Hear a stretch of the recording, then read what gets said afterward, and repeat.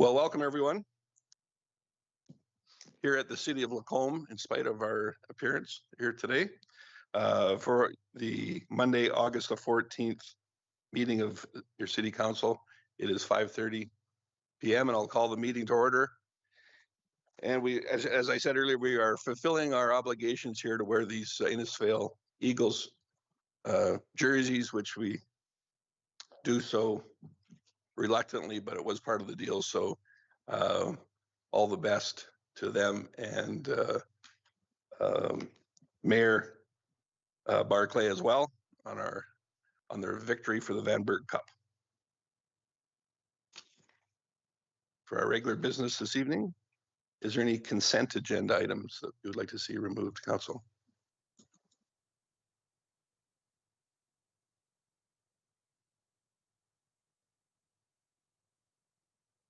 Councillor Hoekstra? Thanks, Mayor Creasy. I move that we accept the consent agenda as presented. Thank you. Anyone have anything then? Very good. Go ahead and vote.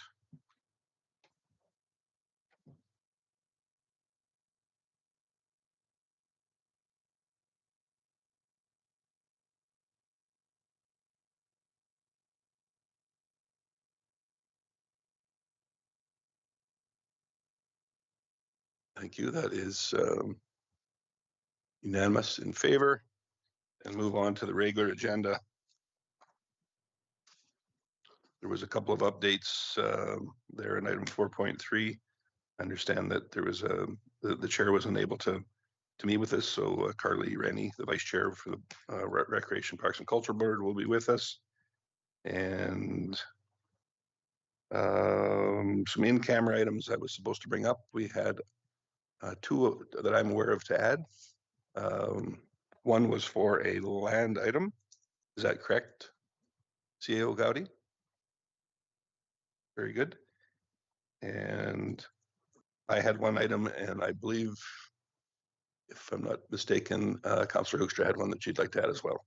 So that's a total of 4. So we'll do 8.2, 3, and 4.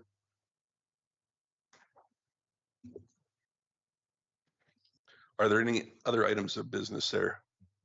Councillor Connick. If there are no other items, I would move that we adopt the agenda as amended. Thank you.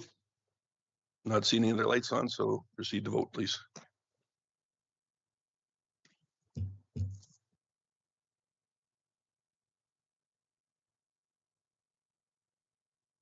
Sure.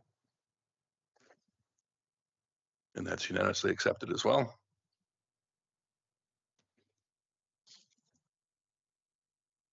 As you can see, we do have several presentations here and also a public hearing to work in, so we'll likely get through at least a part of the presentations before we move to public hearing.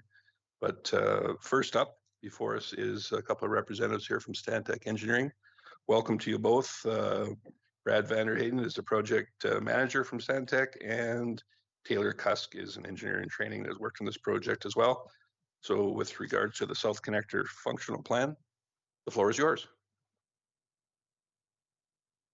Yes, thank you for having us, and thank you for including us on this exciting project. It's been a fun one that we've really enjoyed. Yeah, so tonight, obviously we're talking about the proposed South Connector. We'll start off with just kind of a quick overview and background on the project. And then we'll get a little bit into the alignment process, which was the heavy stakeholder consultation part there. And then we'll get into some of the design considerations, order of magnitude costs, some land acquisition considerations, and then just kind of a summary of some of the high level next steps. And then of course, at the end, we're more than happy to take any questions. Yeah, so firstly, kind of digging back into the history of the transportation network in Lacombe. This figure is from the Transportation Master Plan, and it basically illustrates in color there the long-term ring road. And that's a future arterial roadway that's going to be pretty critical for accommodating long-term traffic growth like throughout and around the city there. And it's like the big reason it's needed is at like 50th Avenue and like part of Highway 12, is really the only existing major east-west corridor, and it just isn't feasible to upgrade or expand it in any notable way. So up until now, the like the South Connector, like it's which is just the part of the ring road south of 50th Avenue. It's really just been a line on a map, and so the purpose of the functional study is to really provide a lot more definition on it. Basically, kind of starting to put up prepared drawings to show what it's going to look like. How wide is it going to need to be? How many lanes? What kind of utilities and stuff do we have to plan around? How much land is going to be required? Kind of managing accesses for properties and stuff there. Like there's a lot of thought that has to go into that. And yeah, and then functional plans, if you're not familiar with them, they're fairly high level. They're not ready to go like to construction, like they're not blueprints by any means. And it's typical that they get prepared many years ahead of construction, and it's common for them to be updated over time. And actually, like with stakeholders, particularly the AAFC, or Agriculture and Agri-Foods Canada, when you start to plan land acquisition and impacts, they really need this level of detail to really start even thinking about it.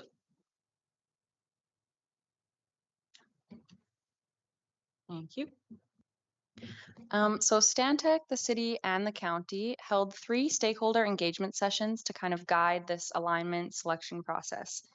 During the first session, we collected as much information as we could from the various stakeholders in order to better understand how they currently use their land and to identify any concerns or specific constraints that we could try to address throughout this functional planning study. So prior to the second session, this map on the screen was developed to kind of consider as many potential alignments as possible and leave no option really unexplored. We then took this map to the second stakeholder session, and each of these alignments was briefly reviewed with the group. And then we were able to kind of identify the potential impacts and concerns with each of these different alignments. At the end of that second session, the stakeholders were asked to rank their top 3 kind of preferred potential alignments.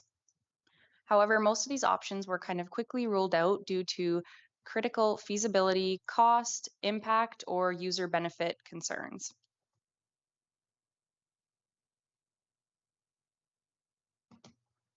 Out of the second session came kind of the 6 most preferred options, and that's what was taken into the third session to be evaluated in much more detail.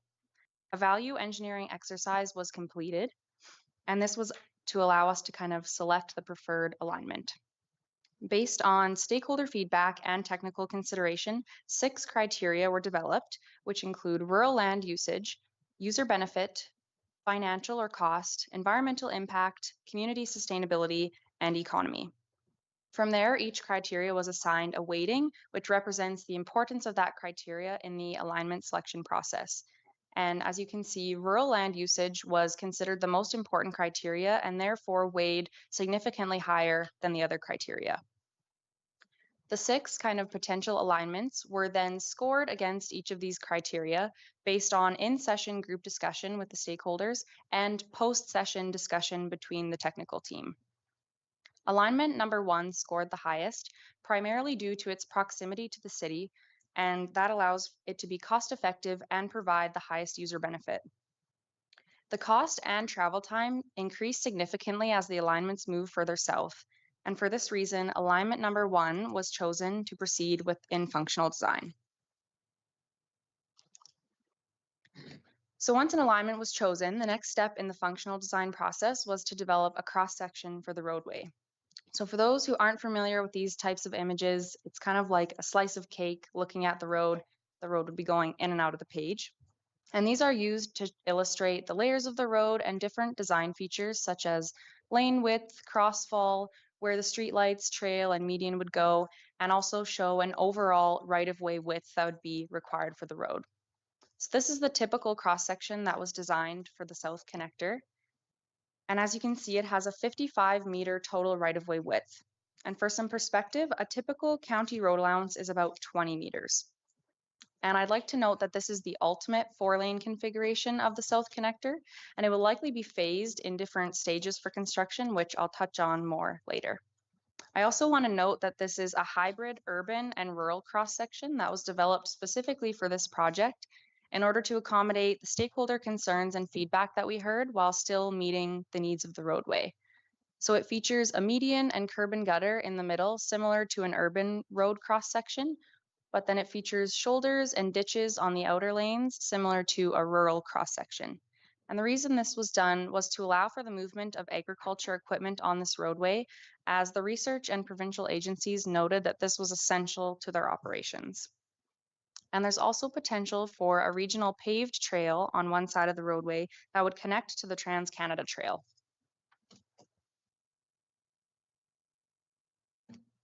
So as I alluded to earlier, it's likely that the entire cross-section will not be required to be constructed all at once initially, and that the road will be constructed in 2 phases using this typical phasing strategy. Phase 1 is anticipated to be required in 20 plus years, and that will feature 2 lanes of 2-directional traffic similar to a rural 2-lane highway. Phase 2, which will be required at the city's ultimate build-out very, very far in the future, would include the addition of the concrete median and the additional 2 lanes.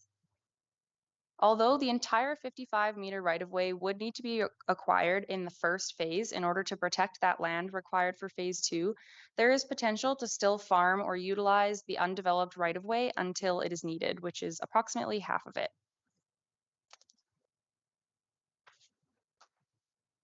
And similar to how the entire cross-section may not need to be developed at the initial stage, the entire length of roadway also may not need to be developed at one time.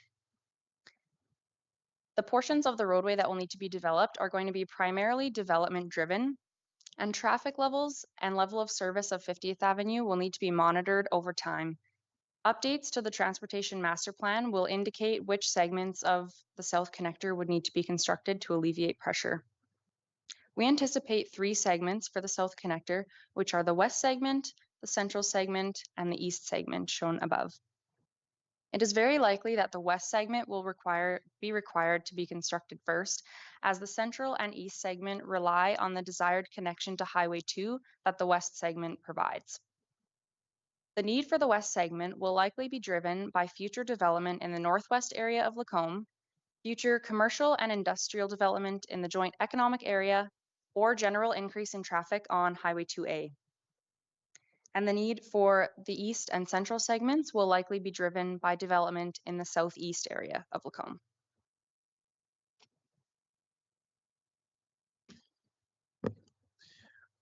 Yeah, so looking at some of the design drawings, and we do have drawings of the entire corridor. We're just primarily focusing on the 3 key intersections here. So this first one is at 50th Avenue and 76th Street.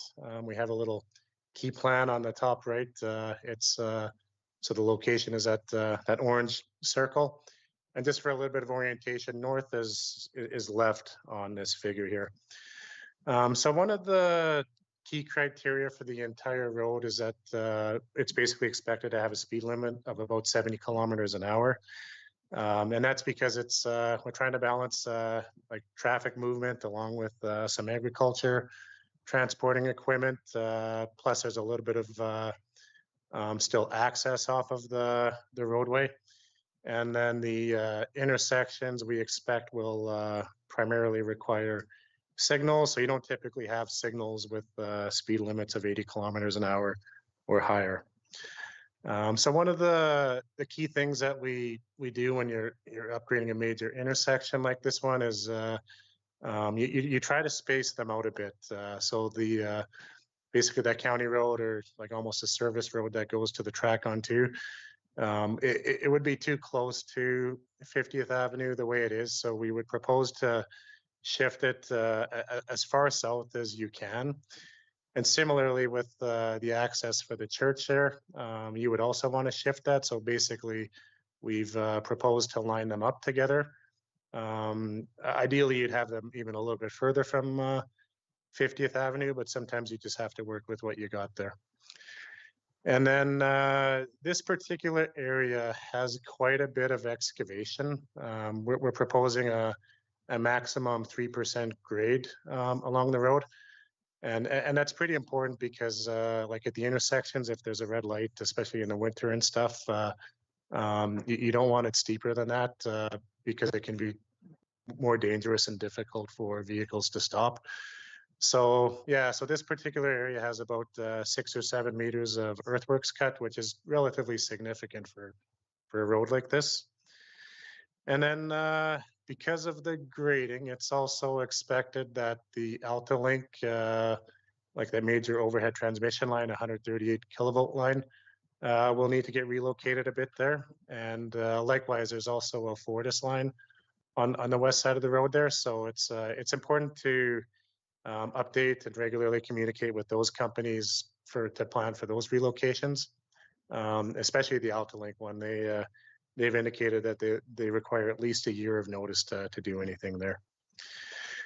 And then access management is like a pretty big topic on these types of roads here too. There's a few dwellings on the west side of the road there that currently have direct access off of the range road there. But because of the grading and just the high levels of traffic and stuff, ideally you would close those accesses and provide them a new access from the backs of their properties.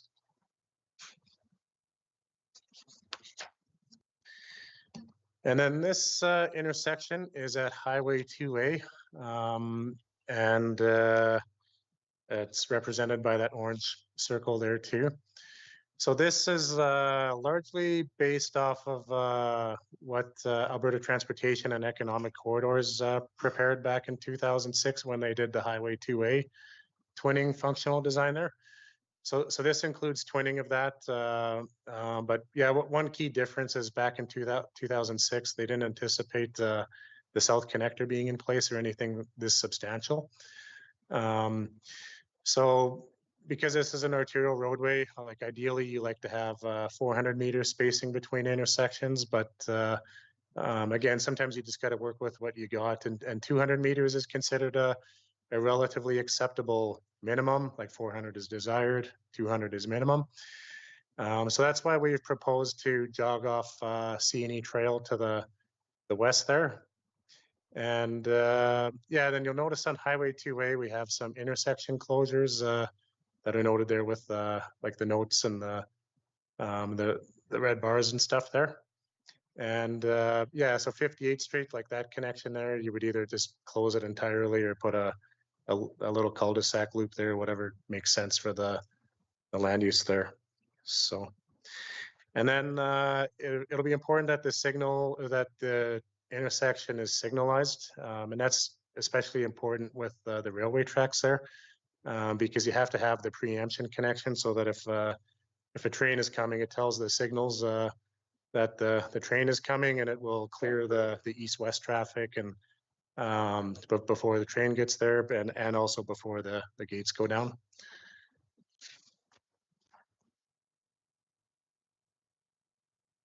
Yeah, and then lastly, this is the intersection at 50th Avenue and 34th Street, and in this figure, north is to the right.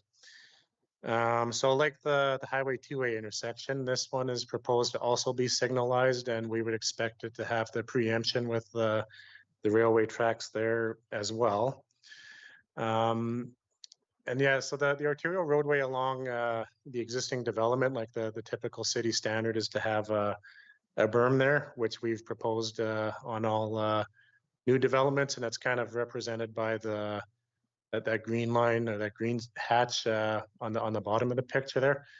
But there's a fair bit of development on the west side of the roadway that's already built out, and there just isn't space for a berm there. So you might want to consider putting like a sound wall or at least a fence or something to have some kind of a barrier between the development and the roadway there.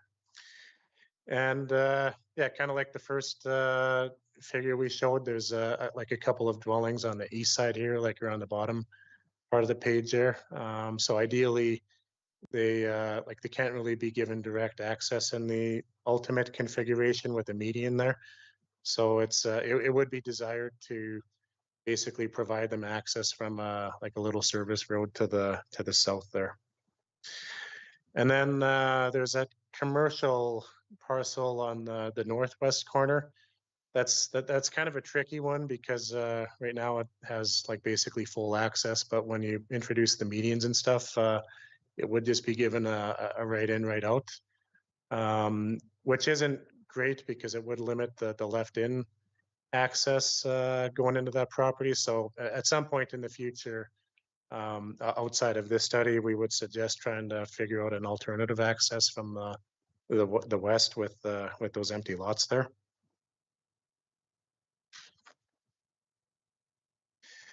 Yeah, so order of magnitude costing, we've split it into like basically 4 sections. Like you could have many phases and subphases and all that stuff here, but for high level consideration, like the initial part with land acquisition would be about $5 million. That's for about 90 to 100 acres of land. We had a land agent and an appraisal company support with some of the dollar values, and also estimating not just the value of the land, but the value of some of the impact to some of the buildings and stuff there. And then, yeah, that $5 million would also, like, you would want to do, like, even though we have the functional design, you would still want to update your design at the time and make it a little bit more accurate, like with actual survey data, because this was just based off of high level contours. So some of the land requirements are bound to be refined a bit as the design gets a little bit more detailed. And then, yeah, the initial 2 lanes for the west segment, and that is the longest one, would be about $16 million. And then following that, the initial 2 lanes for the east and central segments, like basically getting all the way to 34th, would be about $30 million. And then at some point beyond that, when you're expanding from 2 lanes to 4 lanes, that expansion would be about $45 million. And that $45 million and like these east and central, like I said, those can be split into smaller phases. So yeah, and then just these are based on typical construction unit rates in central Alberta, like based on today's value. So over time, the values will have to be updated with inflation and typical marketing costs. So yeah, and then in closing, it's obviously a very significant undertaking. It's going to require quite extensive collaboration with Lacombe County and Alberta Transportation and Economic Corridors, and especially the AAFC. As well as other stakeholders, because there are some private farms and stuff that will be impacted here as well. We did talk to Alberta Transportation and Economic Corridors about like potential grants and stuff for these kind of projects. And when it gets to this kind of level, it doesn't fall under a grant program. They said you pretty much just have to talk to the minister on these kinds of things.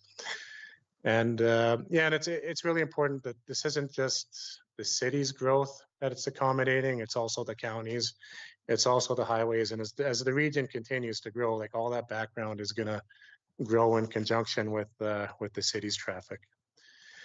And then really, yeah, like the next big step is to continue that collaboration and really start doing what you need to try to secure the land for the long term. And that's the closing of our presentation. So again, thank you. And yeah, we're happy to take any questions. Well, thank you both for that. Certainly a lot to consider for our not too distant future, I guess. Does anyone have any questions? Councillor Dallas. Thank you. I guess I think this looks good. I have no idea what the growth rate is for the future, and so who knows the timeline for putting this all together. My one thing is it seems weird that we're improving roads, making them more safe, and then we're lowering the speed limit from 80 kilometers an hour, what already exists on gravel roads. I just think it's a hard sell to get people to to take an improved road that's slower, but if that's the option, that's what there is. And then I just truly hope there's options to improve the traffic crossings. I understand the train tracks provide difficult solutions, but it just seems awkward putting 3 additional, well, not even 3 additional, I can't even say how many lights there are for all these, but thank you for this work, and look forward to seeing what goes ahead in the future. So, Councillor Ross. Thank you, Mayor Creasy. Throughout this term, we've had a few presentations based upon ring roads, rerouting Highway 2 to the further east. We even had one presentation of $100 million project of reconstructing the overpass to a traffic circle. And at that presenter was basically stating that it was going to be cost to be significantly offloaded to the city of Lacombe, which okay, at the maximum of this being 45 million and the other one being 100 million.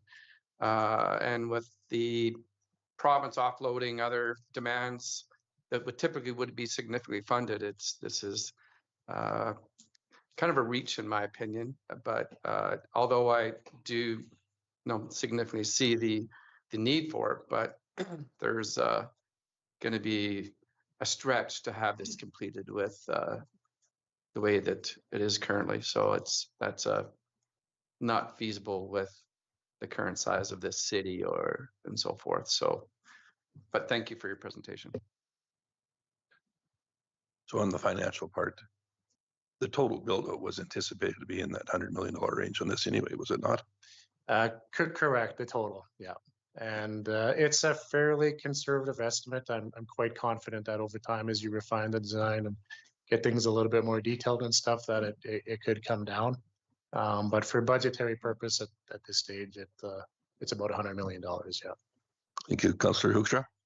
Thanks, Mayor Creasy. I was wondering if you could just explain the 6 criteria that you use in the alignment selection process, particularly the rural land usage versus, let's say, environmental impacts. Do you know which one I'm getting at?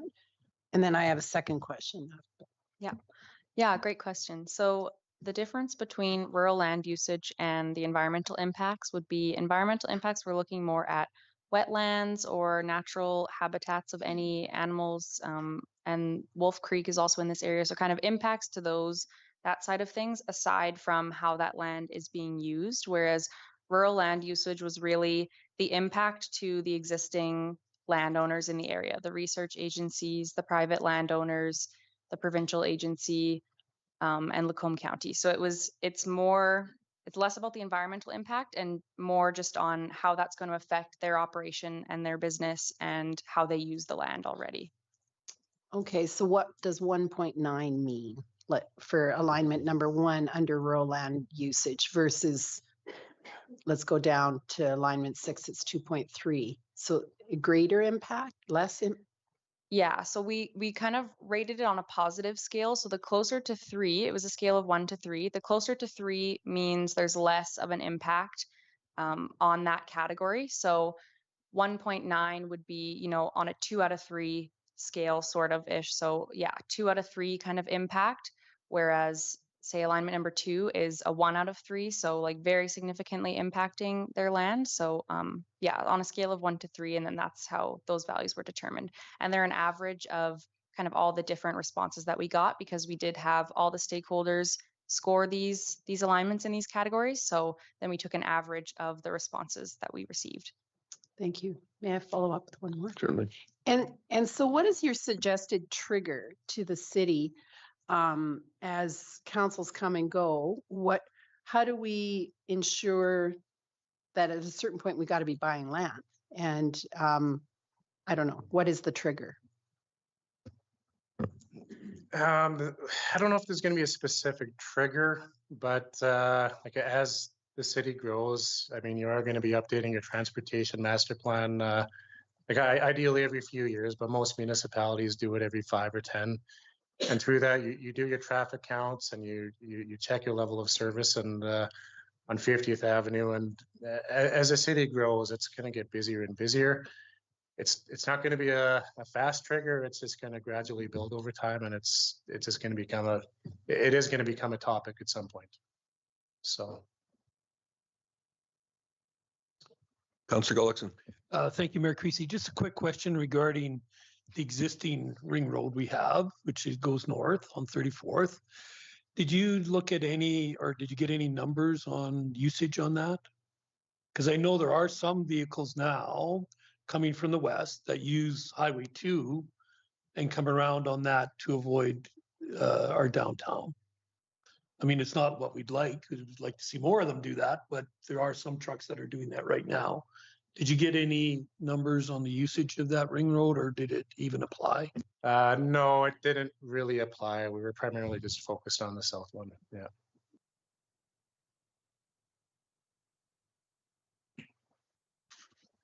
Were there any more questions from council? Very good. Thank you both once again. Thank you.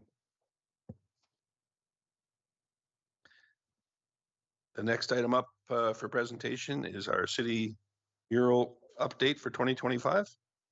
And I would call upon our arts and culture coordinator for the city, Maureen McKenzie. And I think with you today is the Lacombe Art Collection Committee Chair, Laurel Halliday. Welcome to you both. And whenever you've had an opportunity to organize your material there, the floor is yours. Thank you, Mayor Creasy, and thank you, Council, for giving us time to update you on the plans for the murals for the city of Lacombe. Laurel Halliday is our chairperson, and I've asked her to go through the presentation with you, and then we'll both answer any questions that you may have afterwards. That clicker, that's fine. How do you do it? One, this one.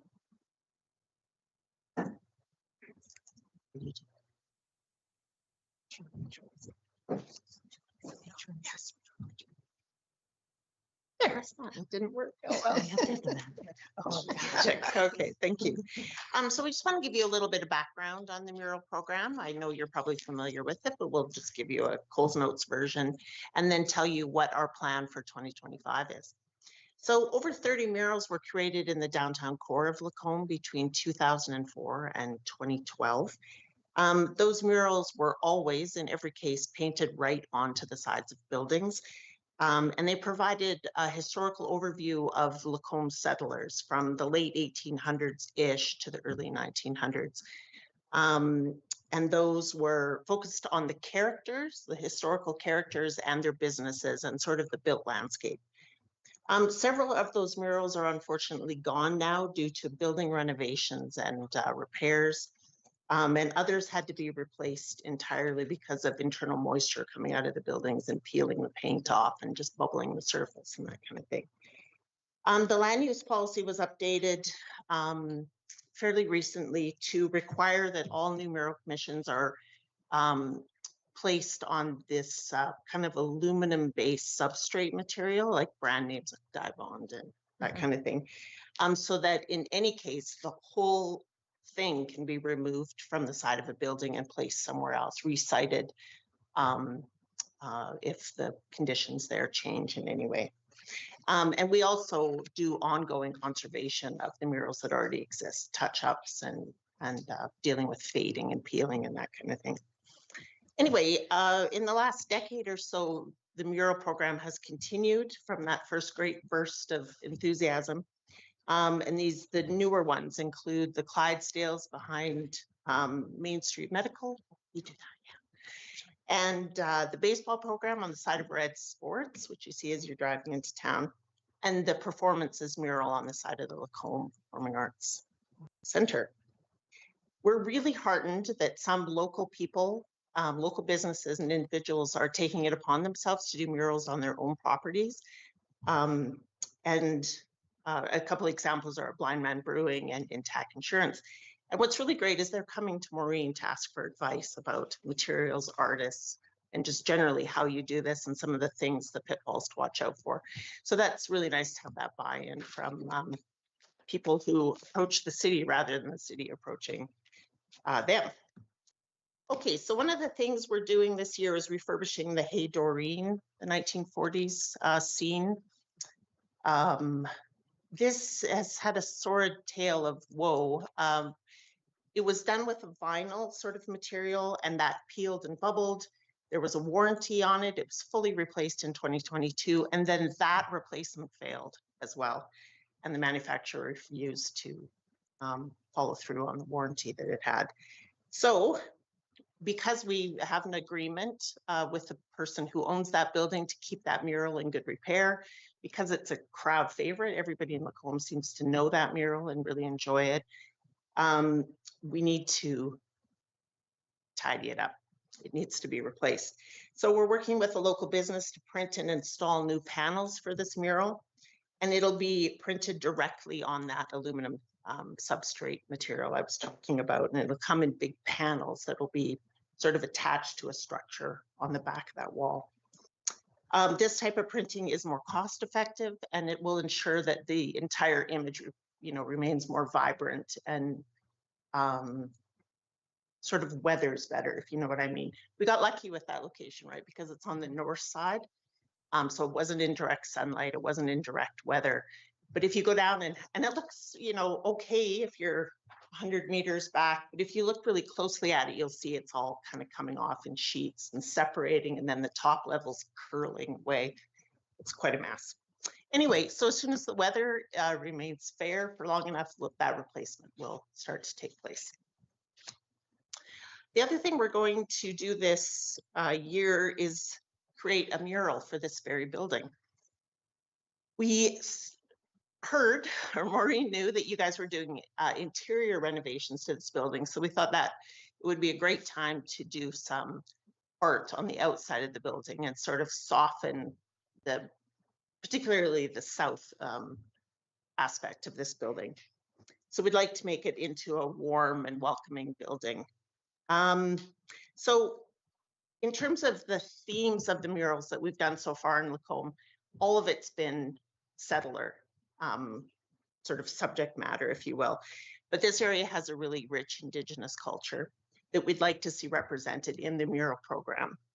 So what we'd like to see is sort of to create a sense of movement over time and the natural landscape on the front of this building. And really highlight these Indigenous travel routes that have passed through this area of Lacombe. There's sort of a section of Indigenous history that we share in common with the land from sort of the Medicine Lodge ski hill all the way to Stettler. There's kind of a band of history in there of Indigenous cultural use. And we'd like it to emphasize, of course, the outdoors and natural flora and fauna, that kind of thing. So Maureen has done a really nice mural request for interest proposal, a call for submissions that we'd like to release on April 20th and close on May 15th. And from there, we'll pick the top, the Arts Collection Committee will pick the top 3 sort of for a short list. And then we'd like to bring them to council, if that's okay, to get your input on what you think maybe the best design would be for this building. The other thing we're going to do is, I don't know, you've probably noticed as you're eastbound on Highway 12 into town, you see that terrible sea can up on the hill there on the left-hand side that's covered in graffiti. It's a terrible welcome to Lacombe sign. So Maureen has established a collaboration between the Lacombe High School students, Solder Electric, which owns that sea can and that property, and our Arts Committee to put a new mural on that sea can, which apparently is going nowhere and needs to be dealt with because the graffiti is so challenging, let's say. So we want to put the hashtag ArtTownLacombe on this piece of artwork, which will really indicate to people as they're coming into town. Well, firstly, it'll make them aware of this hashtag and really sort of point us out as an arts and culture supportive city. So the design work for that is fairly well advanced. The high school students are super excited about it, and they're doing a really good job. Now, the other thing we would like to do is, I've only lived here for a couple of years, so I always have to I find myself having to describe to myself, I guess, where these different locations are. But again, as you're coming into town, you see the abandoned old Chamber of Commerce building. Just to the east of that, in the same sort of parking lot, there's those blue poles with that big whiteboard on it. And apparently that board had contained a map of various businesses in the city and whatnot. But of course, it was super damaged, out of date, so it came off. Now there's just a white blank slate there. And what we'd like to do is put another sort of mural there. And this mural will be a pictorial sort of depiction of various businesses that are in town. There's a sample here, kind of a prototype that I think we on the committee quite like. But you can see it has, you know, the coffee shops, the fishing lures, the blacksmith shop, and these different things that are sort of a heads up. These are the things you can find in Macomb. And that's it for the 2025 mural plan. Thank you for your time. And Maureen and I are totally happy to take questions of any kind. Thank you. Councillor Ross. Thank you, Mayor Creasy.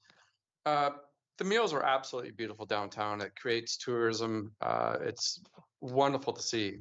But when I start thinking about the life expectancy of this building versus buildings that do not have murals downtown, murals are already centrally located.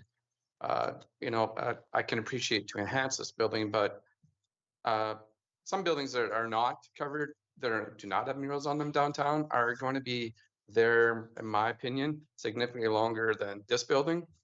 So I was just kind of, you know, like, say if we have a new City Hall in 20 years versus, I think, obviously there's many buildings that are north of 100 years downtown that have been, you know, resurfaced and that still are historical and so forth. But I guess, all due respect, why City Hall when downtown there's significantly more foot traffic?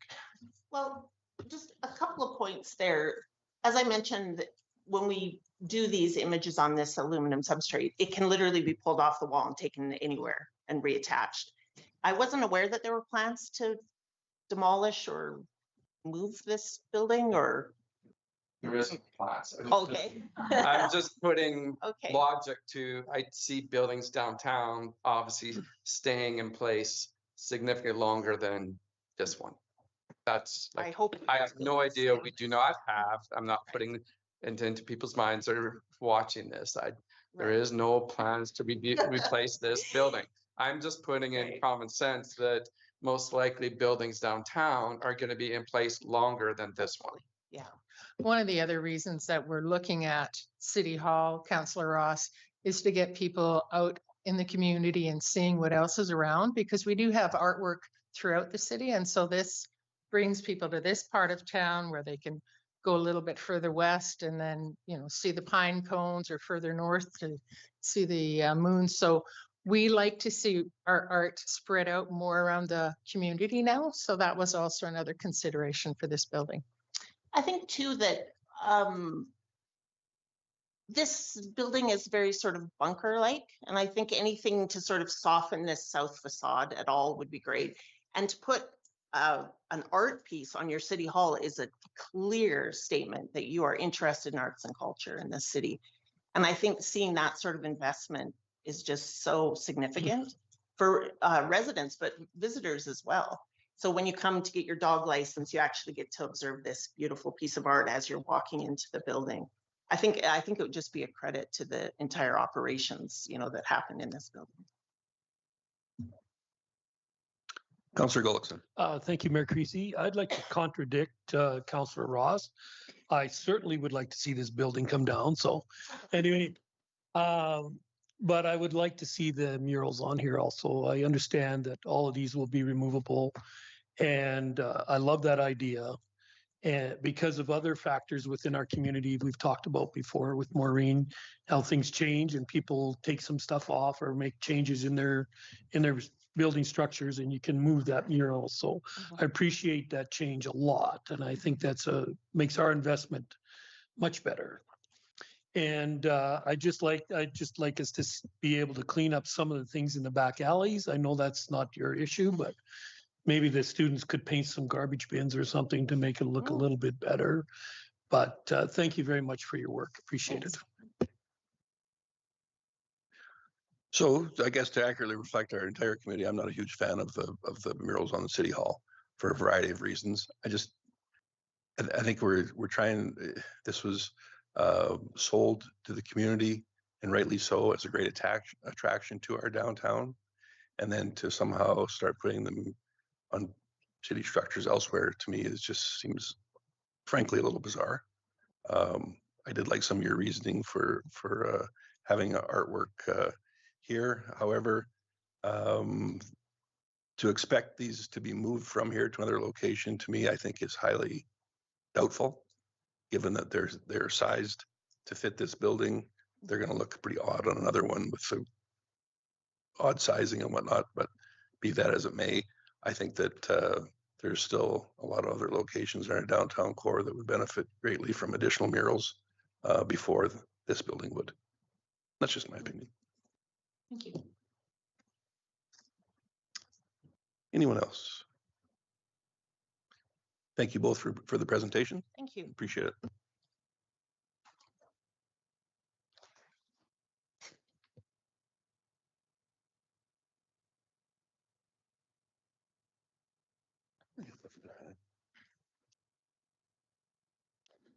You want to do the third one?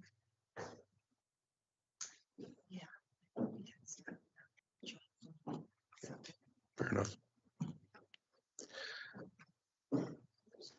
All right, item 4.3 is next up on your agendas, the Community Builder Partnership 2024 review. Sherry Mitchell, thanks for being here, our Manager of Recreation Parks, our Manager of Recreation Services, and as stated earlier, Carly Rennie, the Vice Chair of the Recreation Parks and Culture Board. The floor is yours. Thank you. Good evening, Mayor Creasy and Council. This evening, Carly and I are here to present the allocation of the grants from the Community Builder Partnership Fund for 2024, for the 2024 year. Good evening, everybody. My name is Carly Rennie. As stated before, I am the vice chair. Jeff, our chair, is typically in this position, but he wasn't chair or on the board when we granted all of these. So we thought it was better that somebody who was a part of them speak this evening. So thank you for having me. Just a quick review, the Community Builder Partnership Fund, it's designed for new and expanded projects, programs, and events in Lacombe. And just a quick breakdown of our 2024 review. We did 6 events, 1 capital project. We had $100,000 available. Requested, we had $117,490, and we granted $66,740.16. Under the events category, as Carly mentioned, we had 6 events this year. The stream is intended to support new and expanded events within the city of Lacombe. The first event of 2024 was the Lacombe Days Hometown Concert. As you know, because it was approved through council, they received a grant of $30,000. Their goal was to bring large-scale entertainment to the city of Lacombe. In 2024, they had 900 attendees. Their target audience was adults. Specifically, they were trying to target more in the 18 to 35 category than the previous year, which is why they brought in the specific bands, which were Finger 11 and Prism. It was designed to hit that younger audience, which they did feel was done, as there was a more younger audience than the previous year that showed up. One of the highlights from the concert was that for many, this event provided a chance to enjoy a large-scale concert without having to leave the city of Lacombe. The concert was a key highlight of the 2024 Lacombe Days and created lasting memories and strengthened community connections. Okay, so next up we had the Lacombe Filipino Community Association Food and Live Music Festival. They received $2,250 for this festival. I'm so sorry, thank you. The goal was to gather the residents of Lacombe and the surrounding area to celebrate Lacombe Days through food and music while promoting diversity and multiculturalism in our community. They had 20 volunteers and 8 performers at this event. Their target audience was everyone in the community, so all ages, families, single people, seniors, adults, everybody. So I think a lot of highlights, honestly, from this program. We reviewed it in our last meeting, and as you can see through the photos that are posted on the screen right now, there was a great attendance. The park was full most of the day. It was a great way to kick off the start of the Lacombe Filipino Community Association in Lacombe. And the event was covered by multiple social media vlogs and received recognition from the Central Alberta. But you want to go for it? Yeah. So I should have Yanahan Awards. Yeah, held in Red Deer. So yeah, we heard great feedback from this event. Everybody who attended it said that it was phenomenal. It had really great energy, really great food, and just a really great way to kind of kick off Lacombe Days and have something new and some great food. The next event that was supported was the Lacombe Museum and Ellis Nature Center's 3rd annual Harvest Dinner. They received a $1,500 grant from the Community Builder Fund. This dinner was a farm to fork experience meant to highlight the agricultural heritage while also celebrating the 2 nonprofit organizations. Overall, they had 102 tickets sold and 100% attendance, which was exceptional. Their target audience was adults from Lacombe area. They also had people from across the province who loved Lacombe heritage and celebrating our community. One of the highlights was bringing people together to enjoy the outdoors at Ellis Nature Center while celebrating the heritage of Lacombe through the Lacombe museums and the agricultural wealth of the community. In Lacombe, there were several comments that a lot of people had not been to Lacombe museums recently or had never been to the Nature Center. So it was a really good highlight for both of these places. And it was a great success, and they're planning to continue it next year. All right, so next up we had the Lacombe Smash Bros Esport Tournament. This one, again, we think has been a wonderful addition to our community. Levi, the gentleman who puts it on, is very passionate about this, and he brings a great presentation when he is coming to request funding for this event. So we granted them $2,782.49 in their second year of their 3-year sunset funding. In its second year, this event is now garnering international attention and attendees from across Canada and the US. They had 450 attendees this year, which was up 151 attendees from last year. Their target audience is youth who love anime and video games. And one of the major highlights from this was that they were globally recognized as a C-tier event. And if you don't know what that is, because I didn't either, that means that its performance at this level has an impact on their global rating when they're playing these games in these tournaments. So that's pretty cool. As you can see on the screen, sorry, I can go back to, the total event budget is quite high. And so they're doing great with kind of that decreasing amount that they're receiving as well. They did request another $5,000 and received another $5,000 to expand the event, which they contribute that expansion to the increase in attendees. So they received another $5,000 to expand into trading card games, a costume contest, and a marketplace. It helped attract the larger crowds for spectators, walk-ins, and those who were eliminated from competition. It kind of gave them something extra to do, so they weren't just finishing up one round and heading out.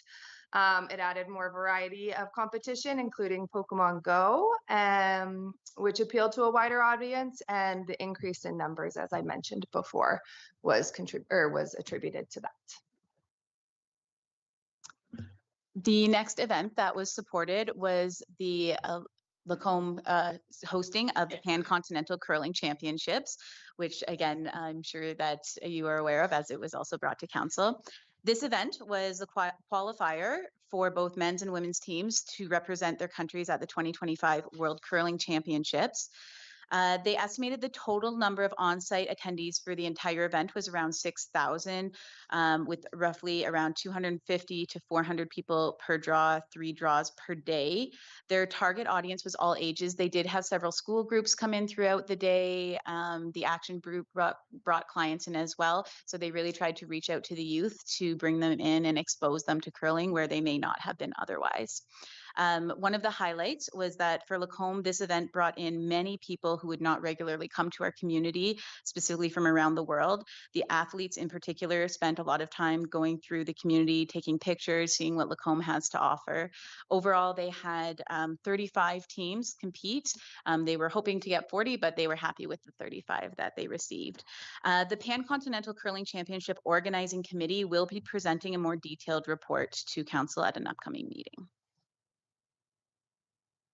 All right. So overall, the future plans, all of the programs other than the Lacombe Days concert and the Pan-Continental Curling Championship, which was a one-time event, are planning to either continue or expand into the future with the goal of becoming sustainable thanks to the Community Builder Partnership Fund. Onto our capital projects. Sorry, I gave Carly the wrong notes. I said that there was one capital project. There was actually 2 this year. So the 2 capital projects that were done through the Community Builder Partnership Fund was Echo Lacombe's solar lighting around Crana Lake, which you may have already seen.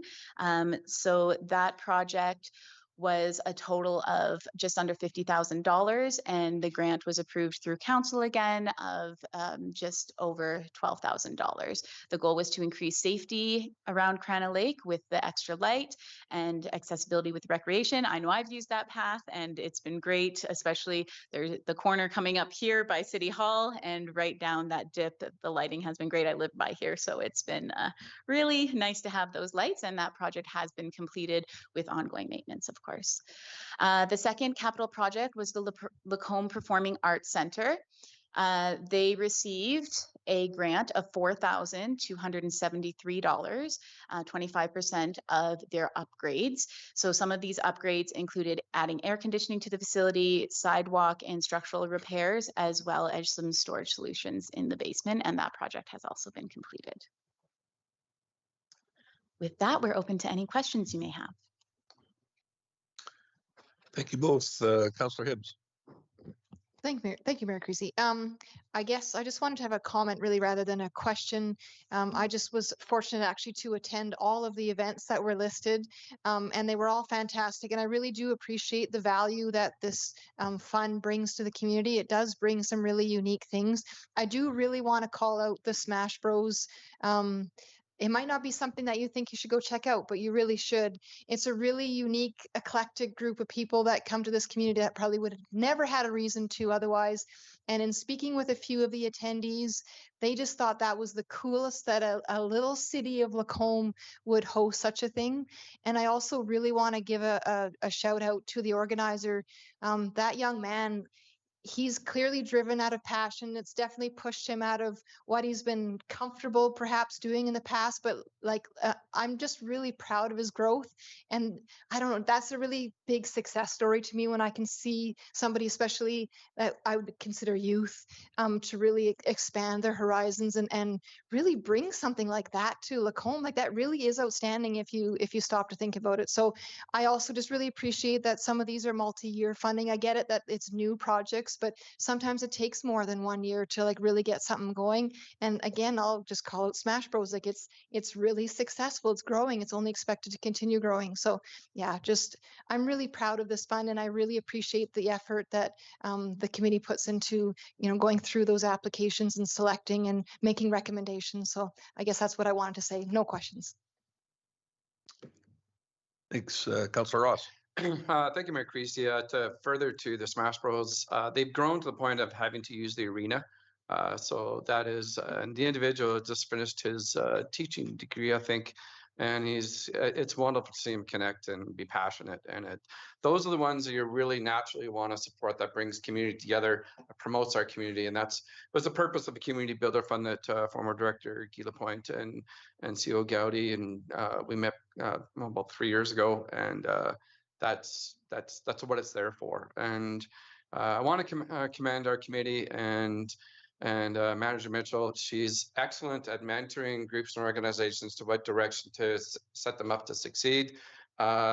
Mentoring them to do informative presentations so that it makes the decisions easier. We just recently had that's the longest annual meeting we have, is going over these presentations, and we just did it last week, and some wonderful collaborative discussion that we have a good way of weeding certain things out and very passionate supporting the ones that are well deserving. So in my opinion, the intentions of this is to bring people in the community back out together.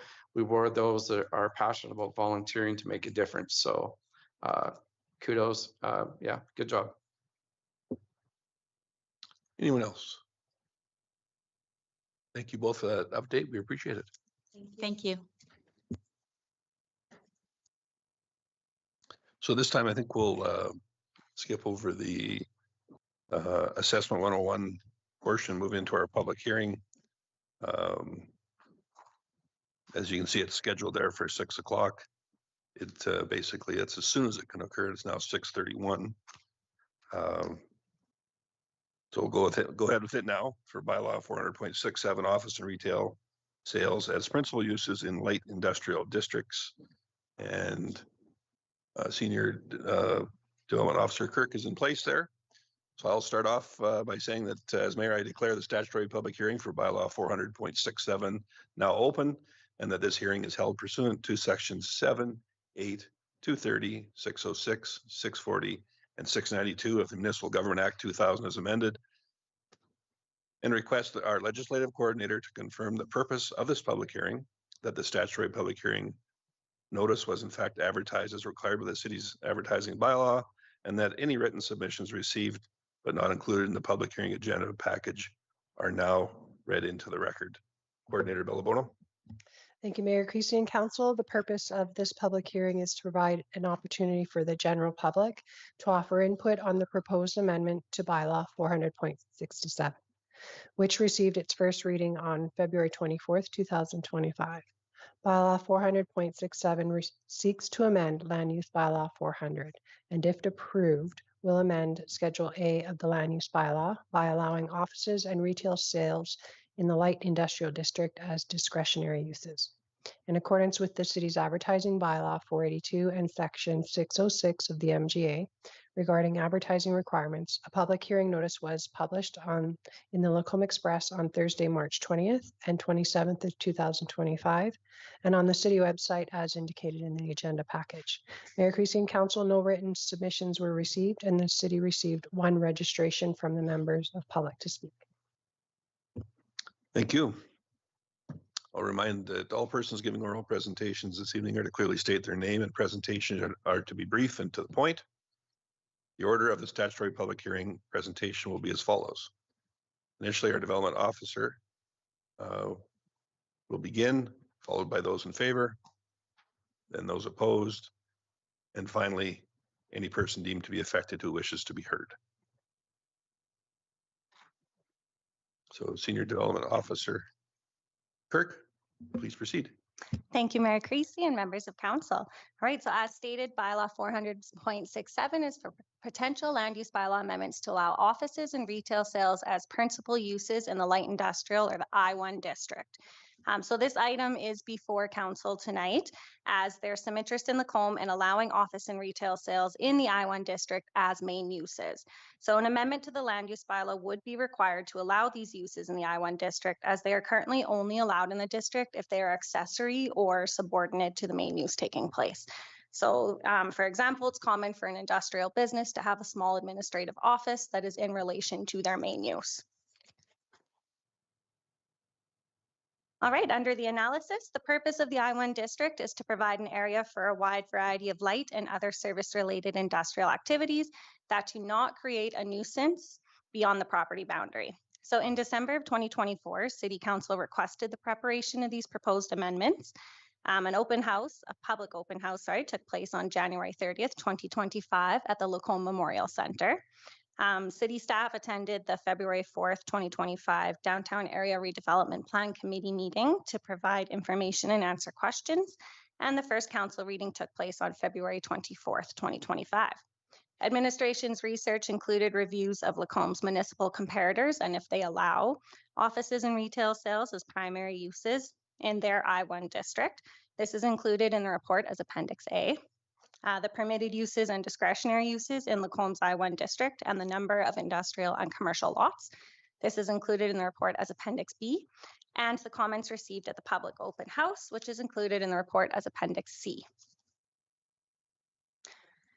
All right, so the comparator research showed that Fort Saskatchewan is the only comparator municipality that allows an office as a principal use in their light industrial district. 4 municipalities, so that being Beaumont, Cochrane, High River, and Stony Plain, do not allow offices in I-1, but they do have a specialized business industrial district, which does allow for offices as main or standalone uses. No other comparators allow uses within their I-1 district as standalone uses. And as for retail sales, out of the 11 municipalities researched, 6 of them allow retail sales as principal uses in their I-1 district. So that's being Beaumont, Cochrane, Fort Saskatchewan, High River, Strathmore, and Wetaskiwin. The remaining 5 municipalities do not allow them as standalone uses. So that's Blackfalds, Camrose, Olds, Stony Plain, and Sylvan Lake. All right, so under Appendix B, the districts that allow offices are as primary uses, are residential districts as home offices, commercial districts, the airport district, and the direct control 2 district. In all the other districts, they are allowed as accessory uses only. And as for districts that allow retail sales in I-1, currently they can only operate as accessory uses.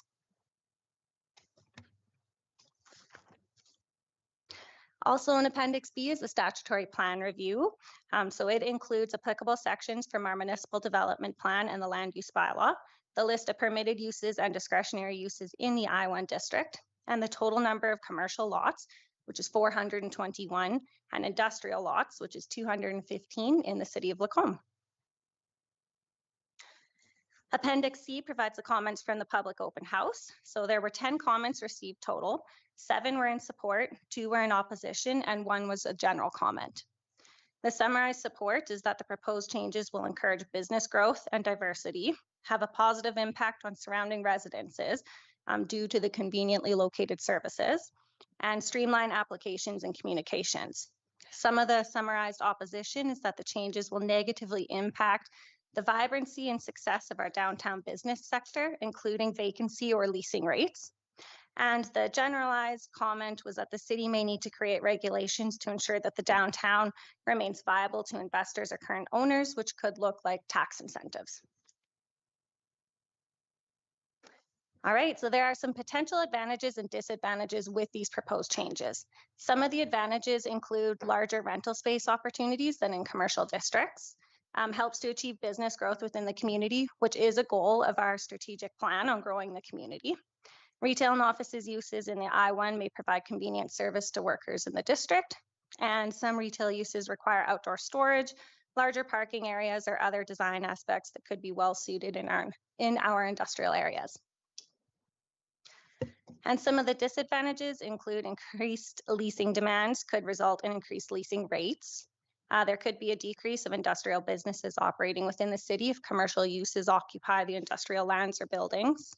It could be confusing to determine if a use is required to follow commercial or industrial land use bylaw regulations. So that's in relation to building design, landscaping, hard surfacing, parking, etc. There will likely be an increase in vehicle and pedestrian or cycling traffic in the area, which could pose conflicts and safety issues as there are no sidewalks or trails in the industrial districts. Offices and retail sales may not be compatible with surrounding industrial uses, such as a dangerous goods occupancy, salvage recycling operation, kennel, etc. And buildings could require upgrades to ensure that their safety and compliance with National Building Code. So this could include fire-rated walls, which could be an added expense to the business operator. And administration's recommendation is that council gives second and third reading to the proposed land use bylaw amendments. And that concludes my presentation. Thank you.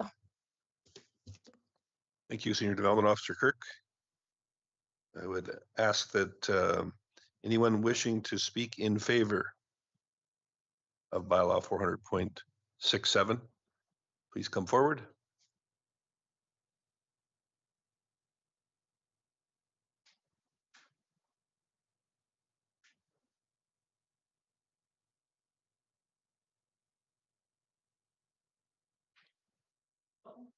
Please.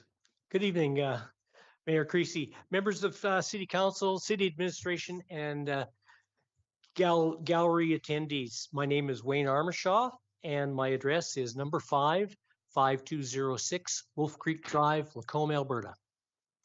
I appreciate the opportunity being here to express my views in this public hearing regarding office and retail sales as principal uses in the light industrial district.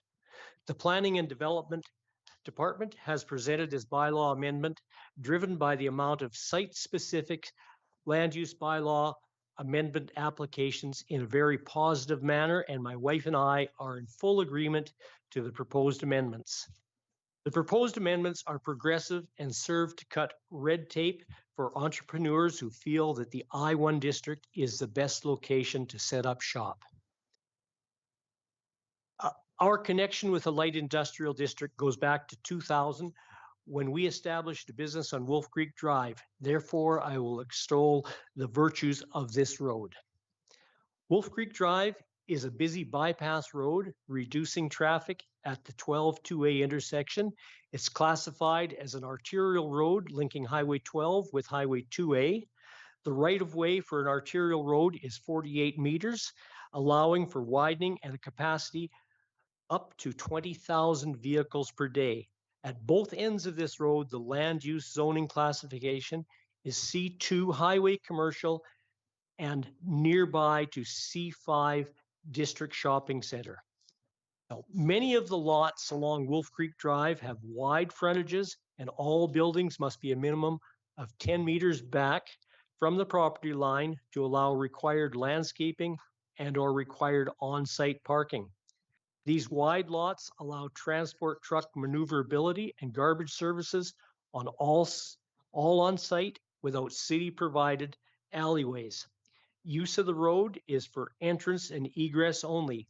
Wolf Creek Drive has a clean, open field to it, and it is a very desirable area for business investment. Wolf Creek Drive and the light industrial area have many advantages to the business investor seeking features not available in other commercial areas of our city. Where do you start to list these advantages? A few off the top of my head are larger rental spaces, better visibility to potential clients, parking space at your place of business, potential for outdoor storage, or the potential to develop new facilities for office or retails within this district. Now, disadvantages or opposition to this proposal have been brought up, and I can counter that later in this hearing if you wish. It is time for change, and change is progress. I'm enthusiastic about the proposal and the future potential of these changes. It could be a win for everybody. Thank you, and happy to entertain any questions. Thank you, Mr. Armishaw. Appreciate that.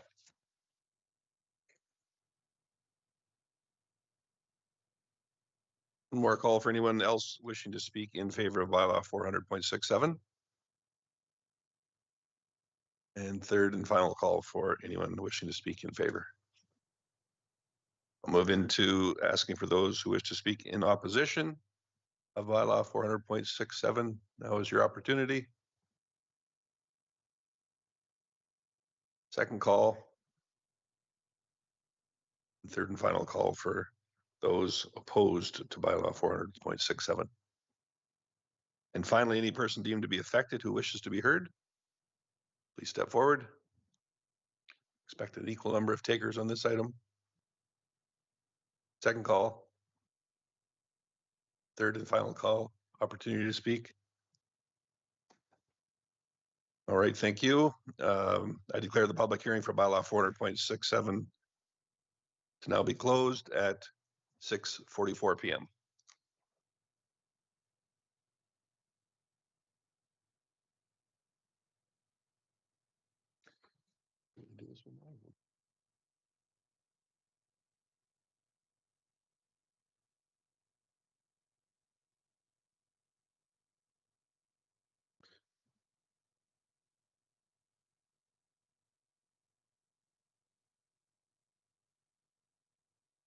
Yeah, I think that well, we've got our presenters here. I think we'll move into request for decision item 6.1. Bylaw 400.67, office and retail sales as principal uses in light industrial districts rather. Here before us for second and possibly third reading this evening. Senior Development Officer Kirk. Thank you, Chair Creasy and members of council. So yeah, just to summarize, bylaw 400.67 is potential land use bylaw amendments to allow office and retail sales as primary uses in the I-1 district. And administration is recommending that council give second and third reading to the amendments. So I'm available for any questions you may have.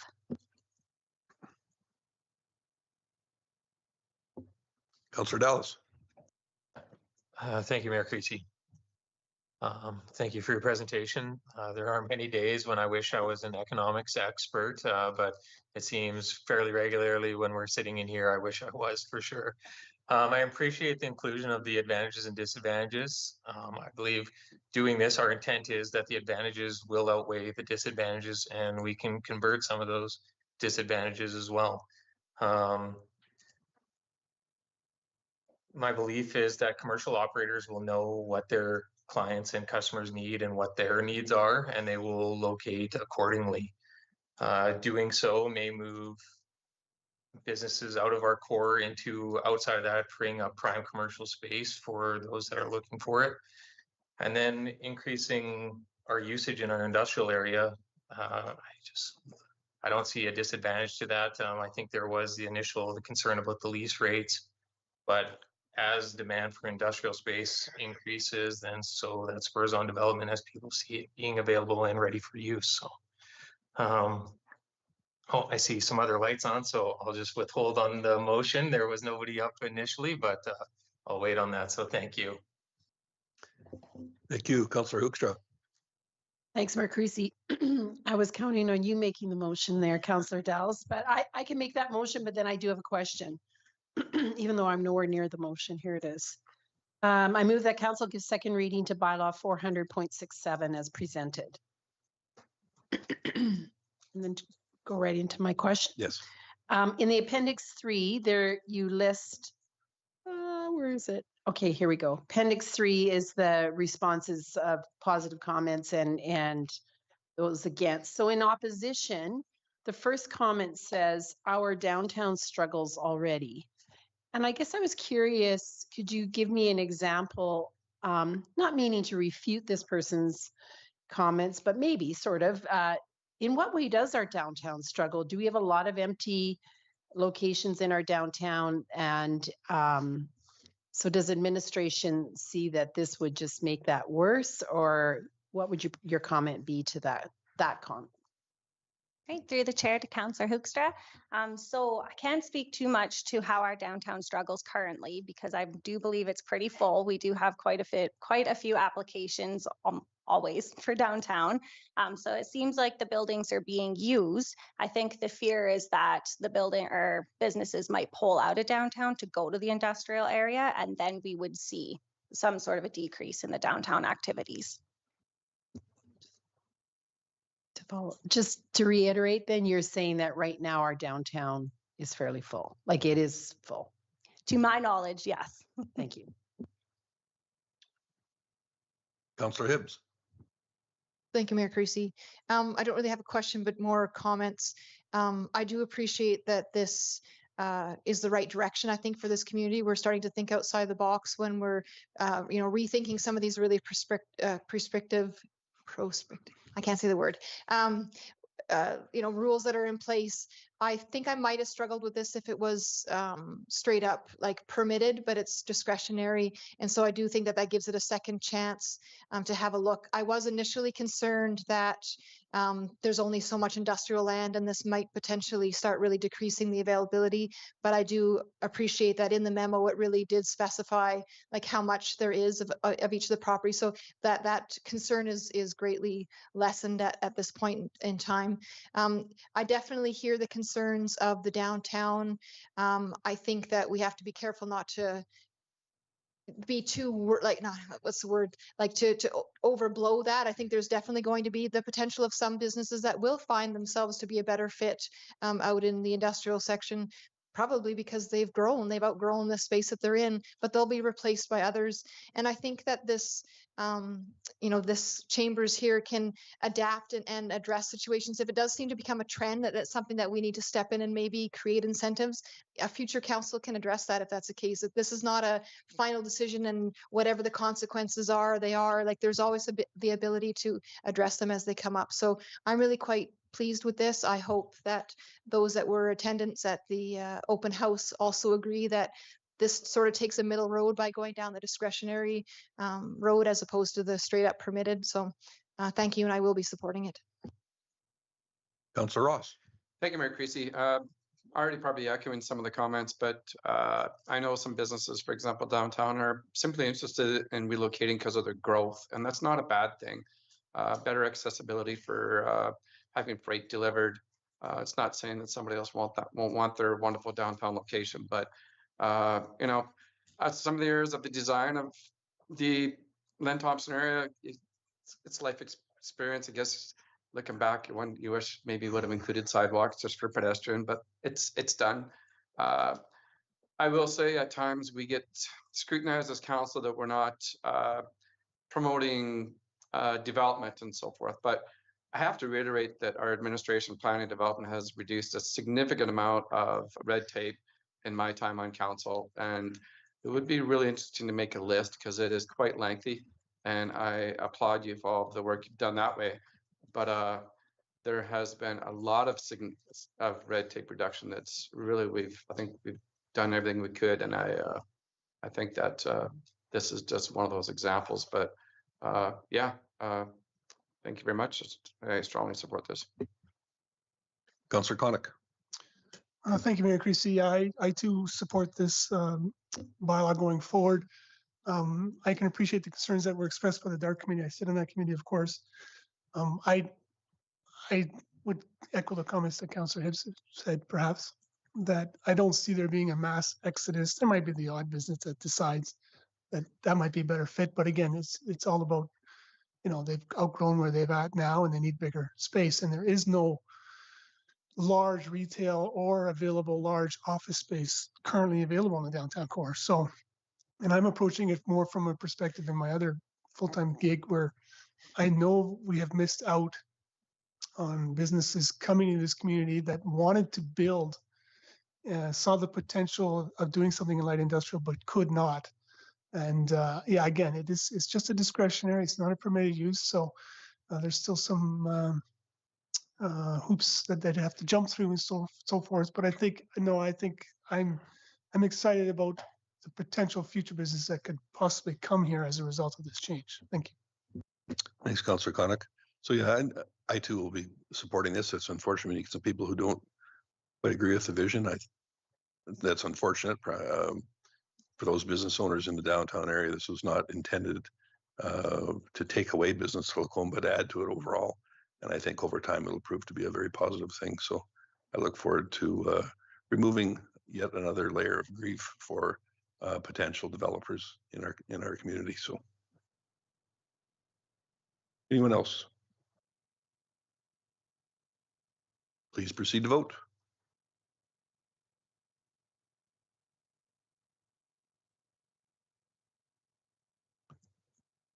So with respect to second reading for bylaw 400.67, it is passed unanimously. Councillor Gullickson. Thank you, Mayor Creasy. I will move that council resolves to consider third reading of bylaw 400.67 at the same meeting as second reading. Thank you. Anyone wish to speak on that? Please proceed to vote.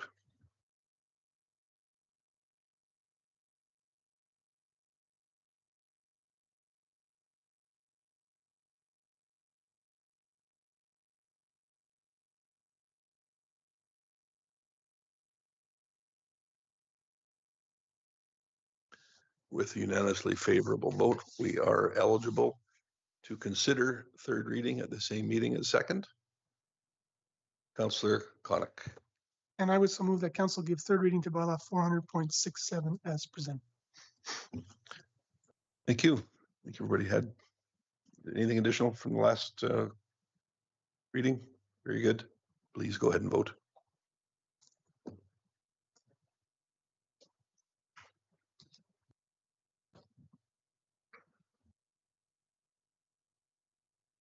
And that is likewise in favor unanimously.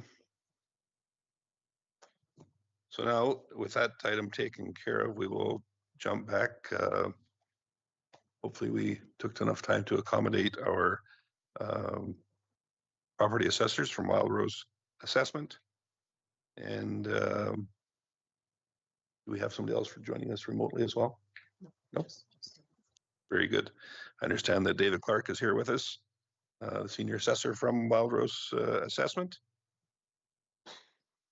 Here to talk to us on Assessment 101.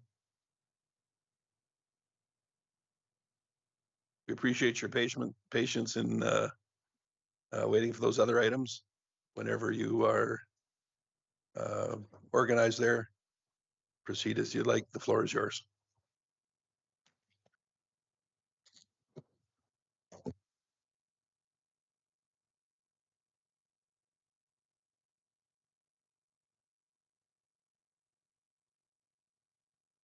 All right, thank you, Mayor Creasy and council, as well as administration in attendance.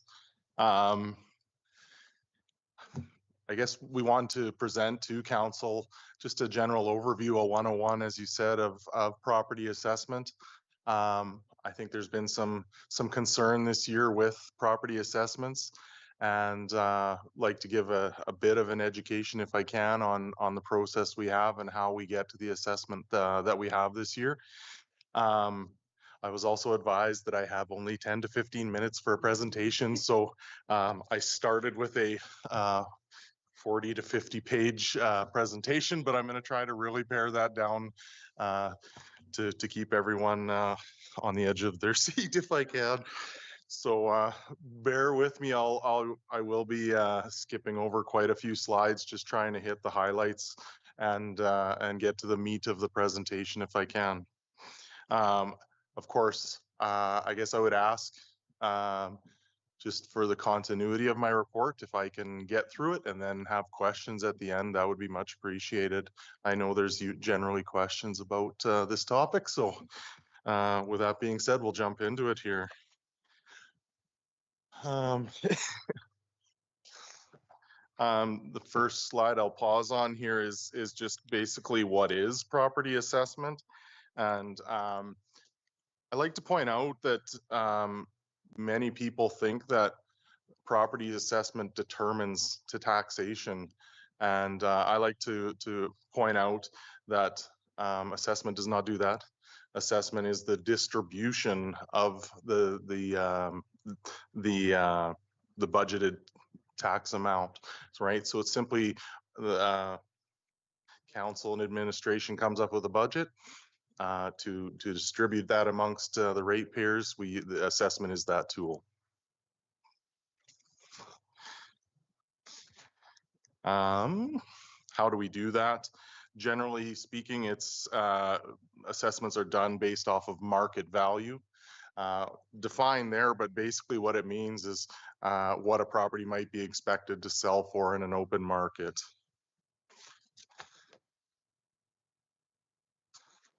As I skip over many and many slides, I don't know if you guys got this presentation to take home, but if you need a nightcap tonight, this will finish you off.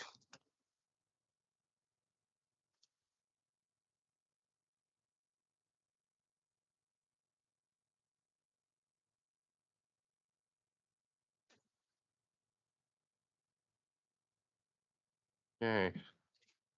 How assessments are prepared. Again, we use an estimate of market value to determine property assessments. And I like to explain to people that Lots of people that we speak with, ratepayers, call in with questions about their assessment, and I describe there's two main reasons why a property assessment changes from one year to the next.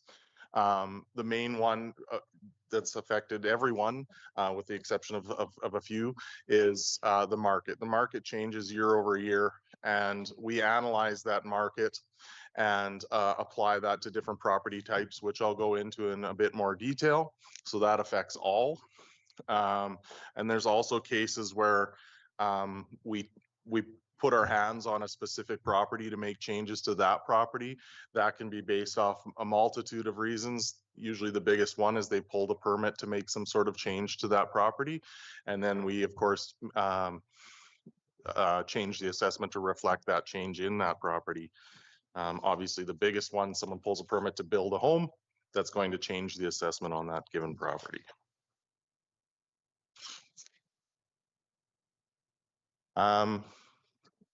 There's three, within determining market value, there's three kind of approaches that we look at to get to that valuation.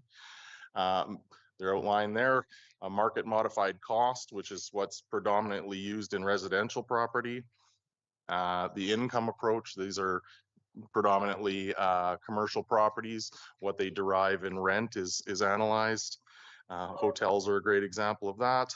And sales comparison approach is when properties are very homogeneous, we can just compare them on a unit basis.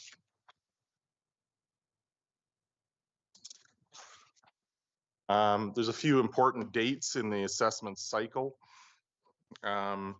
Every year, the assessments that land in people's homes and businesses are based around a July 1st valuation date.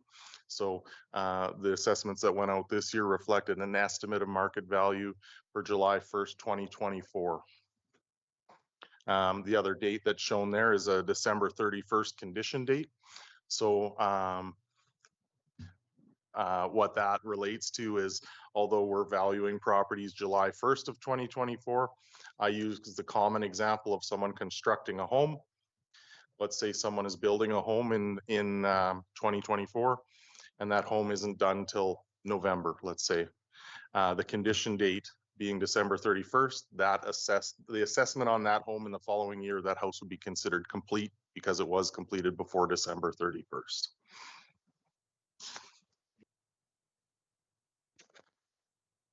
Skip over a few. I point this at the TV because that's where I'm looking, but I'm not sure if that's where I'm supposed to point it. Some detail about our 2024 assessment, and I'll just remind everyone, 2024 assessment year is the 2025 tax year. I'm talking about this year. Again, that valuation date being in last July, we call it the 2024 year. So how is specifically a residential assessment done? Point out that we use 3 years worth of sales. So in this particular year, we're using from July 1, 2021 to June 30, 2024, or July 1st, 2024. All of those sales are then time adjusted to that July 1st date for common comparison. And we look at assessment to sale ratios to determine where the market is. So just a high level example of what that means. If a property is assessed at 100,000 and sold, I'm going to make it easier on myself. If that property sold for 100,000 and is assessed for 105,000, the ASR of that would be 105. So that helps us determine market. I'll go into a bit more detail on that, but we do reference this ASR a fair bit in the next coming slides. So here I've shown sales over the last 3 years. So again, that July 2021 to 2024. Here I'm just looking at residential property. So these are unadjusted sales. What this shows a median sale price increase over that period of roughly 18%. It does reference an annual of 5.88%, but I'll show this is it's showing a linear line, and as you can see from the data, it's not doesn't quite act that way. I'd mentioned earlier with these 3 years of sales, what we do is to get the proper volume of sales for analysis, we time adjust sales to that July 1st, 2024 date. So a sale that occurred, for example, in July of 2021, that same home, well, given the numbers here, that same home 3 years later in July 2024 might be expected to sell for approximately 18% higher than it did in those prior years. This time adjustment that I'm speaking of is sent to audit. The provincial government reviews that, makes recommendations on that number. So that's not something we're solely determining. So then, oh, I've lost my spot here. Backwards, sorry. More of a math guy than a presenter guy, so bear with me here. So what I've done here in this slide is shown that messy chart at the bottom is the same as this chart of data, but now it's representing after a time adjustment. You can see that now we're comparing all these sales as if they occurred July 1st, 2024. And then what's outlined there, the median assessment on these residential properties, roughly 98%. So again, ASR, the assessment is generally, as a median, 98% of the sale price. So we're just slightly below the sale price as an average, a median average. This chart just represents that data in a slightly different way, kind of showing the cluster of all those different sales around that 98% baseline is the kind of best fit line, if you will, through the middle of that chart. You can see there's the data is pretty tightly clustered around that line. So to bring this into a bit more focus, I'm going to kind of break it down into a neighborhood or a couple neighborhoods. Again, we're using that 3 years worth of sales. Specifically, the data I'm going to show, I've looked at the neighborhoods of Elizabeth Park, Regency Park, and Lincoln Park. And the same type of charts for those neighborhoods. Now we can see instead of 900 odd sales, now we have 194 over the 3 years. That assessment to sale ratio is slightly lower, around 96% on this set of data. And that kind of shows at a very high level demand in different neighborhoods, you know, versus the whole, slightly different maybe demand in these neighborhoods than the overall.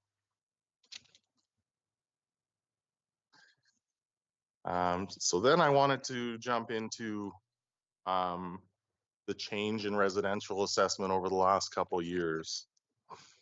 I know this has been a topic I've discussed with many ratepayers over the last couple months. Oop, there it goes. So what I've shown here, this is a median assessment change by neighborhood over the last 3 years. So what this suggests, the median over the 3 years is about 20%. That's the horizontal line across the middle of all the bars. But as you can see, different neighborhoods had a different adjustment, not a different demand, I'll call it, that results in a different median assessment in those areas. I show this chart. I like to start with this one. You can see that, in my opinion, a fairly tight grouping. Looks like the data ranges from approximately 16% to I'm going to say 24% change over those 3 years. But what happens is as we break that down to a single year, we see a greater variance that happens. This is the change in 2022. Again, we're going to deal with, now we're dealing with smaller numbers. It's a single year, but we can see my eyesight's good enough. I see looks like Crana Lake probably led the way. I don't know if that's say 7.75% increase in that particular neighborhood, whereas you know, something around the median, well, the city median just shy of 4%. And then you can see varying demand through different neighborhoods. I know there's a different scale, but you can see there's quite a bit of variance in that 1 year. When we now look at another year, adding 2023, I think what's important here, you can see demand is, market demand is increased. Prices are increasing. That median, if for that particular year, this isn't cumulative, this is 1 year compared to the next, jump from that, you know, just shy of 4 to just 5.5 to 6.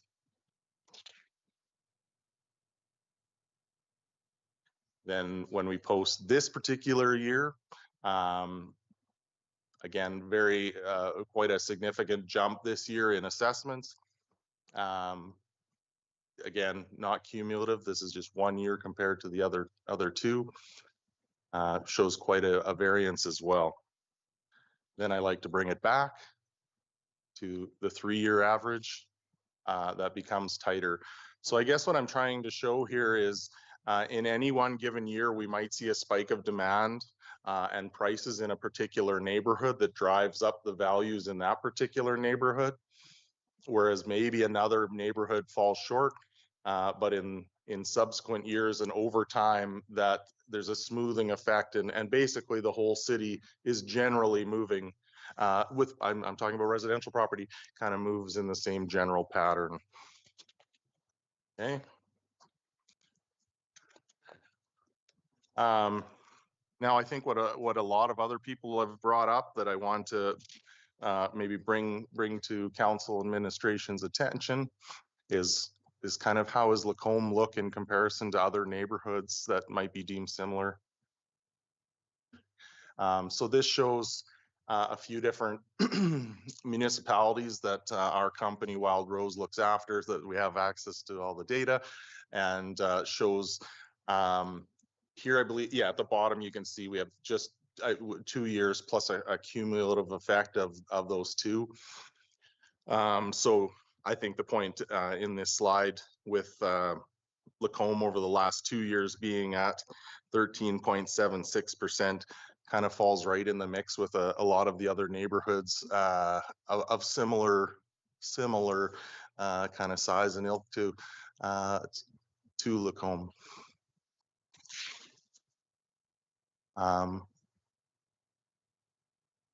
And that is the quick and dirty assessment 101.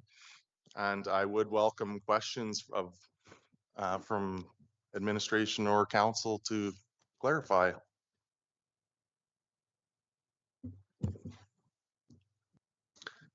So here at City Hall, we have the joy of sending people to you when they have lots of questions revolving around why their assessment grew like it did. And how do you go about conveying to them that fact that it's the distribution of the overall tax burden amongst everybody? It's not that just because your home went up 13 or 14% that your taxes automatically go up 14%.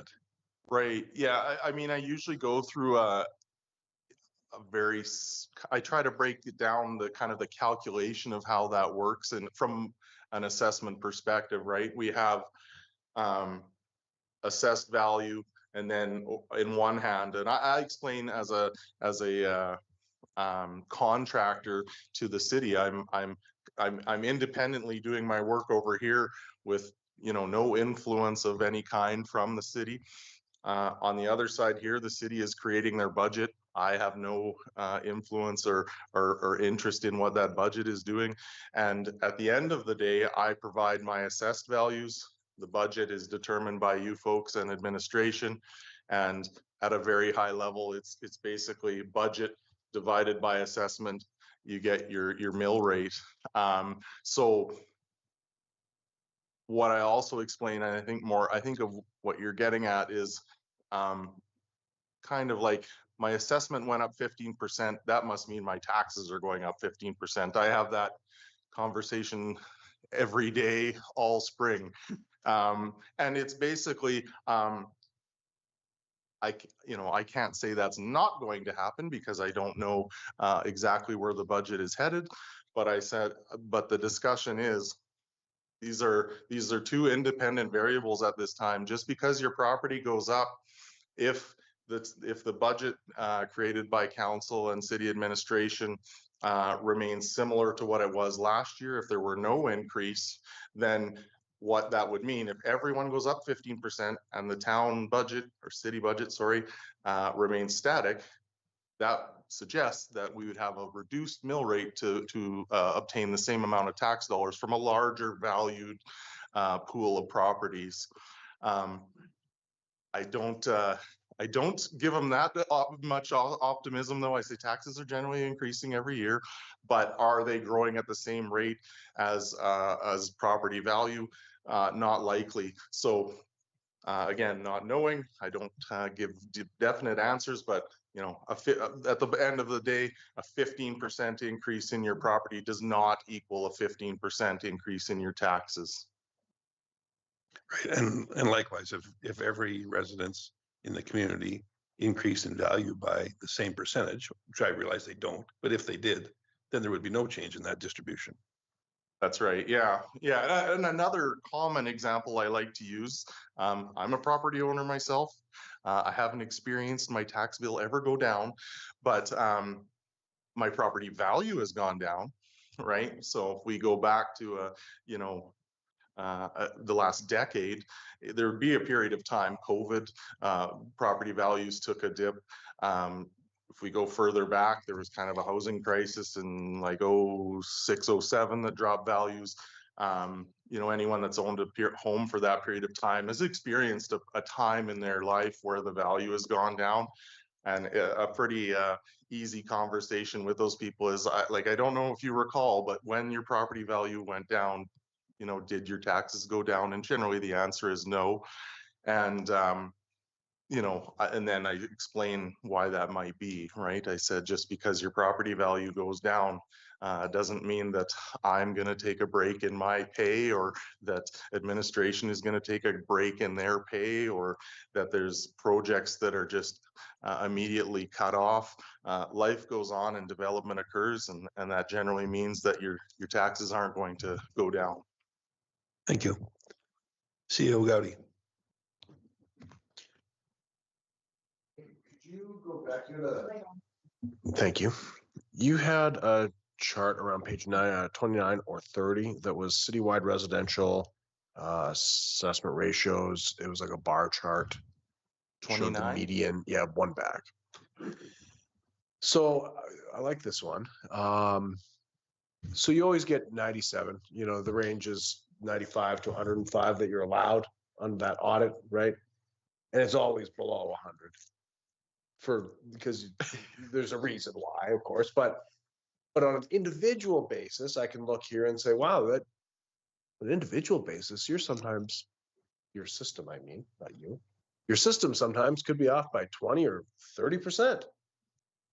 So how do you have those conversations with someone who says, well, you've assessed me at 100,000. I just bought this house for, well, the guy who bought it for 140 is not going to call you, but I just bought this for 60. How can you tell me it's $100,000? Right. Yeah. Thank you. We would encourage those conversations, right? Yeah. And to your point, we've highlighted the median there, but there's a minimum and a maximum right below that figure. And we want to talk to those that are quote unquote outliers, right? What CEO is referencing the 95 to 105. There's audit says different stratums of property have to be assessed within 95 to 105% of that ASR, that assessment to sale ratio. But that's a grouping of properties within that, as evidenced by this. There are properties that fall outside that. We typically don't hear from those where their assessment is lower than their purchase price. We kind of have to dig in to figure out those ones. But the ones where they're assessed higher, we really want those people to call in. It could be there's an error in the property, right? As I described, there's things that can change with property, and we want to hear from those people, right? We want to make it right in any case where we can. That being said, when we look at groupings of properties, we don't, why we're using a median of these ASRs is we don't know the conditions of any one sale, right? So common example I like to use is I'm going to sell my place to someone with my sister-in-law or someone who has a different last name. It's not evident. We get land titles. It looks like a legitimate transfer. It is a legitimate transfer, but it's not a good market indicator, but we might not know that, right? So we can't just immediately kick out any sale that doesn't meet our 95 to 105 parameter. It stays in the mix, because if we start throwing out numbers we don't like, we're kind of, then we are generating the number we want, and there isn't a number we want. So I hope that gives some information there, but we want to hear from those people. If there's something wrong, please give us a call. And if this council's live out to the world, please give us a call if there's something. We want to investigate why that might not be deemed correct. Councillor Ross. Thank you, Mayor Creasy. As this is a learning opportunity for all of us, but there are examples at the end of the day with the assessment and the mill rate that it is a significant dollar amount at the end of the day. And, you know, to reduce the position of scrutiny, and I guess, is there a way that you could, with them significant increases, you know, I don't know, that like when the assessment goes out, here's a information package to the, you know, to not to have them come back to yourself or administration, and that they're informed. Is, I guess, it needs to have a system in place so that rather than calling back upon yourself or administration or getting negative feedback, it just keep it more self-explanatory. As I don't know, it would be, yeah. Yeah. Thank you, Councillor. It's I guess we've had discussions around that. There has been significant market increase across Alberta, the different municipalities that I referenced in one of my charts there, and it drives conversation, right? So we want a well-informed public.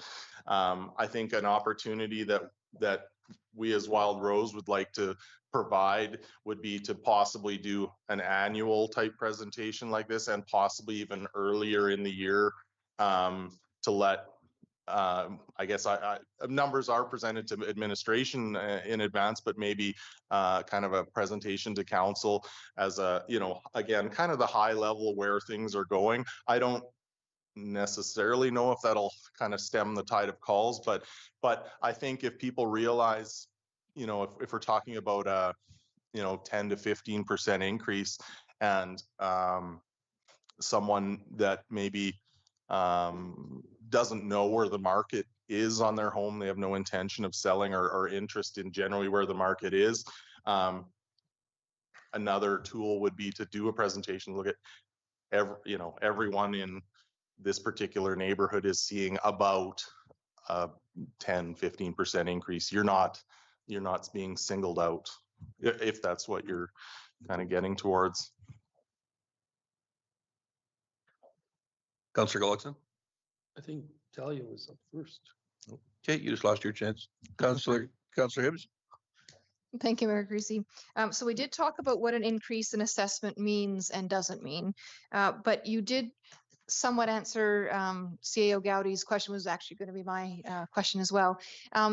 You know, that you want somebody to come to you if they see a difference in, you know, what they perceive the value of their property to be versus what the assessment value is. Obviously, in particular, if they think that their property is worth 60,000 and you've assessed it to be 100,000. So you said you want them to come to you, but I want to know what the actual remedy would be. So if somebody does come to you with that situation and they feel like they're clearly demonstrating as to why the property's been overassessed, can you explain what would happen in that situation? Yeah, thank you. Yes. There's different situations. Obviously, each scenario is unique, but I guess if someone in your example came forward with a evidence that their property for whatever reason was valued at a different, we're gonna dig into that and see, right? I guess I would suggest I might stray away from the question and then kind of come back to it. Assessment is, we're assessing every single property in Lacombe, right? So it's kind of with a goal of a equitable, fair tax distribution, right? So we're not going into everyone's home and appraising their home, right? So without evidence to the contrary, we're treating everyone as being average for whatever type of property they are. Now, you know, you don't, if a property for whatever reason falls into disrepair or isn't kept to a standard of average, right? I mean, people fall on hard times. I spoke with someone in a different municipality, but this conversation we had just the other day, you know, they suggested, well, I don't think my property is average. Well, let's get into that. In this particular case, the owner wanted to send me photographs of their home, and we went through that. I offered to them, I'm willing to go to your home and take a personal physical inspection of the home. We want to remedy that, right? There are things that fall outside of average, and that's kind of, again, without evidence to tell us otherwise, that's the way everyone's being treated, right? The cost would be astronomical to get to every home and see what the condition of those are. So that's the best tool we have. So I guess to your point, bringing it back, you know, if this particular person had an appraisal or a realtor's opinion or some sort of, as you're saying, like evidence to show that my property isn't worth what you're assessing it at, yeah, we want to know about that. We want to look at that. I guess I would say that it doesn't necessarily mean we're just going to jump off our assessment and jump to whatever that opinion is. I guess I would say a property assessment is an opinion of value, right?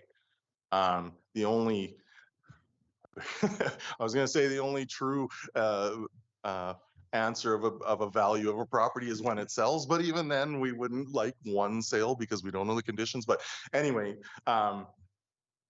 if someone had that other opinion of value, we're going to consider that strongly and see if our information is maybe an error. And we have, maybe to bring it around, what can we do? What's the remedy? We are able to make revisions to assessments. That's right now, there's I'll call it a 67-day, I don't know what the public outgoing word is, the complaint period, assessment review period, where people can call in and kind of question, dispute their assessment, and we're able to make revisions at that time. So that's why I'm saying now is when we want those calls to make it right. Yeah. It's not really a complaint period, it's more of an educational period. Yes. Councillor Gulson. Thank you, Mayor Creasy.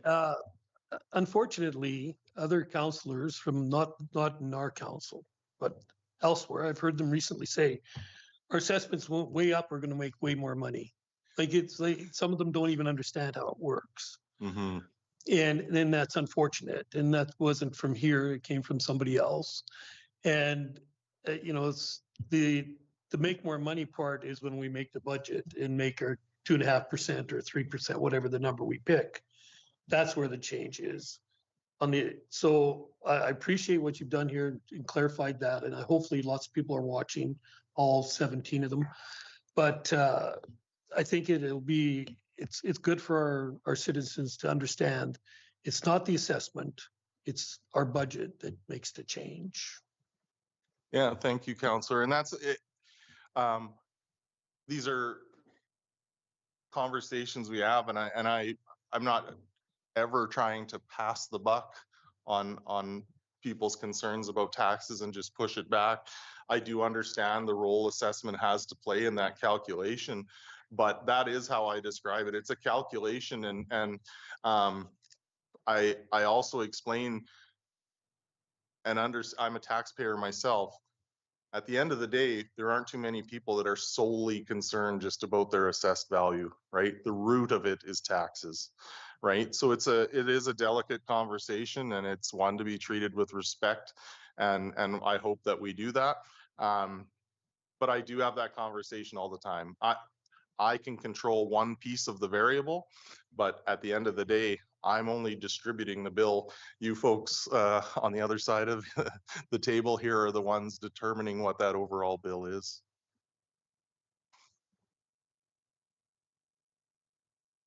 Any additional questions? Thank you very much, David. Appreciate it. Thanks for your time.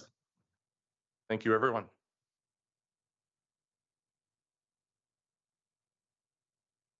Director. I didn't get to do all 50. That was my reading. You can come back another time. A little earlier, maybe.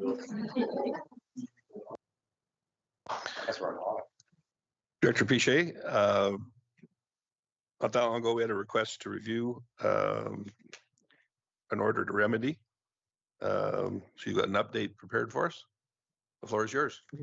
Thank you, Mayor Creasy, and good evening, Council. So before you this evening is a process to a proposed process to review an order to remedy, and there is a request for a review on the table today. A property owner attended the March 24th meeting requesting that a process be established, and a motion was made to direct administration to determine a process and return to council with it. It should be noted that when we were reviewing city records to see if anything was ever on the books, there has never been a request to have an order reviewed in the past. So this evening, I'm going to propose that we go through the process of the order to the process first, and then we move into the review after that. So the proposed process that that was drafted up is that an applicant must submit a request in writing to the CAO within the required time frame as said in the MGA of either 14 days under Section 545 or 7 days under Section 546. Upon reviewing that request, administration will acknowledge to the applicant within 7 days and schedule a review within 60 days and notify the applicant of the date and time and location of that review. The review will take place in a public session unless confidentiality is required by legislation. At the review, administration will provide background information on the order, the bylaw it pertains to, and any rationale behind the order. The applicant may present their rationale and their reasoning, and then council may ask questions and seek clarification.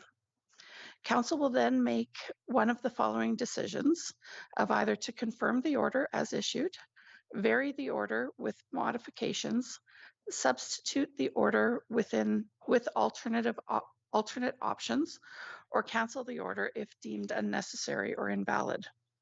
Now, this decision may be made at the time of council being in session, or it may be deferred to at a later date.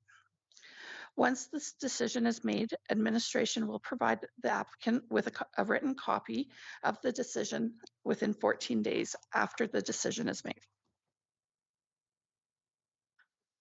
If the applicant remains affected by the order, they may seek an appeal through the Court of King's Bench.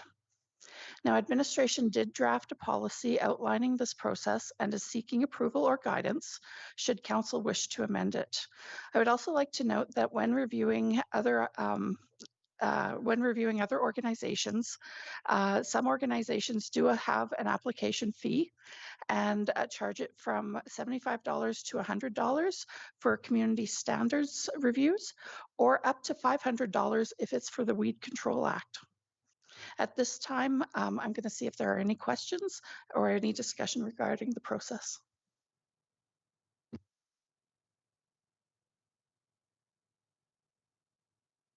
Councillor Dallas. Thank you, Mayor Creasy. You said it out loud now, I can't find the exact wording, but the opportunity to go to the Court of King's Bench, is that, and so my apologies, are these fines issued and then that would be automatically on the fine, or is this separate from fines? This is strictly for an order and no fine at this time has been given or anything like that. Okay, thank you. Yeah. Councillor Hoekstra. Thank you, Mayor Creasy. I was just looking carefully at the policy today, and under roles and responsibilities for council, the CAO and the public, I just find the wording is a little off. So I'm just being picky and I apologize, but it says approve policy, conducts, like the verbs are not all in the same way. So ensure or coordinates. I don't know. I just found that the wording didn't resonate with me correctly today, but maybe I'm wrong. Maybe those are just little tweak editing errors there. So, Councillor Hoekstra, so it was just the tense of yes of them as opposed to the substance? Like under 5.32, the applicant must be in attendance, but if it follows how everything else was written, it should say attends at the review. But maybe that does not matter, that all of it is the same tense, or I was tripping over it when I was reading today, but maybe at 7:37, it's just fine. Well, I mean, given this is the first go at it, that's a very valid point, and I think that myself, I would expect that to be more of a wordsmithing thing, not necessarily a substantive change. So those could be made on the go.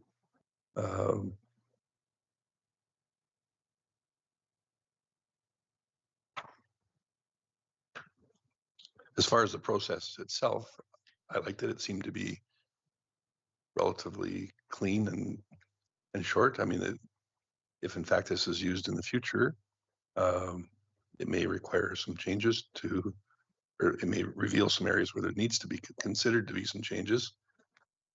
I don't think for this particular one, because it is the first of there ought to be a fee, but in future, I think there should be a fee structure associated with it in order to avoid misuse, I guess would be the most polite way of putting it.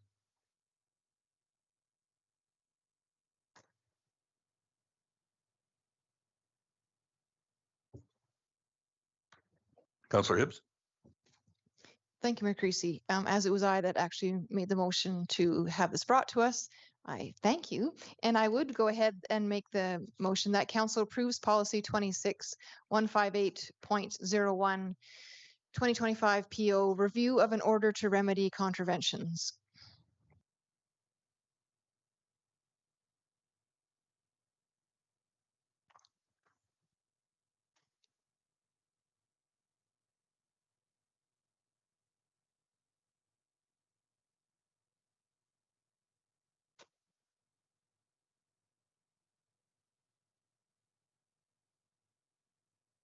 Was there anyone else wanted to speak to this motion?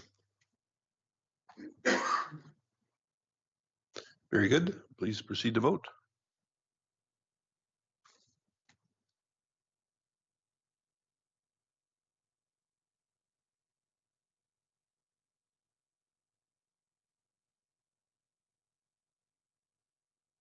So with respect to the policy itself, I believe that was unanimously in favor. Yes. Thank you. Now, specifically for the item before us, do you want to move into that now? Thank you, Mayor Creasy. Absolutely. So based on the new policy that has just been approved, at this time, administration will provide some background information and review what the order was and the bylaw that it pertained to.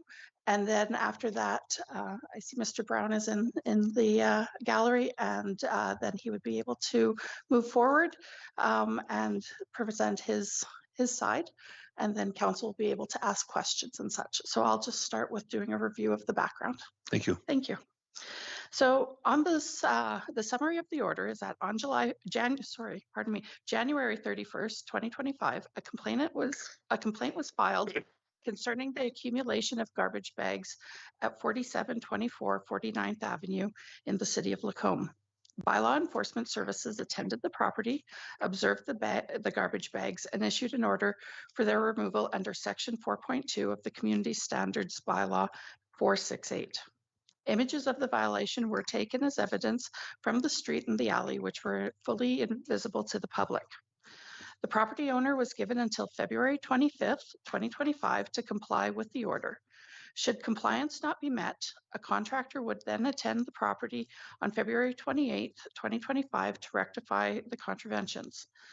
Enforcement Services staff reviewed the property on the due date of the order, and the garbage bags had been removed. Compliance was achieved and no further action was taken, nor was a ticket issued. There is some history on this property. On June 21st, 2023, there was a previous incident involving another order to remedy of overhanging trees that interfered with the garbage truck in the alley. The compliance deadline for this order was on July 17th, 2023, and the city's contractor was called in to address the overhanging trees on July 21st, 2023. The property owner met with the community peace officers on July 20th, 2023 to discuss the exceptions, and then he complied with the order, resulting in the contractor's cancellation. The community bylaws, community standards bylaw number 468. So the order to remedy was based on section 4.2 of the community standards bylaw 468, which states on any privately owned, leased, or occupied property, all occupants shall, and for this specific order was number G, move any accumulations of rubbish or garbage. The administration recommends that council confirms the order to remedy at 4724 49th Avenue, as the property owner has already complied by removing the accumulated garbage from the property. Thank you. So when I read this, I just heard you know, so there never was a fine issued? Okay. No, there wasn't. Thank you.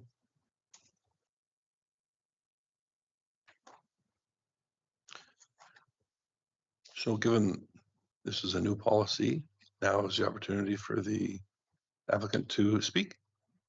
Mr. Brown, would you like to have an opportunity to address council? I just remind you to use the microphone and identify yourself when you first start to speak, and then the floor is yours. Mr. Mayor, councillors, my name is Ian Brown. I'm the property owner of the property in question.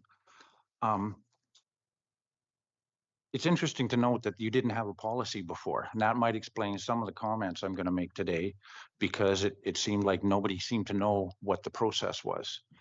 I initially requested a review of this order due to the fact that the picture submitted by the Officer Barrington did not seem to justify the order.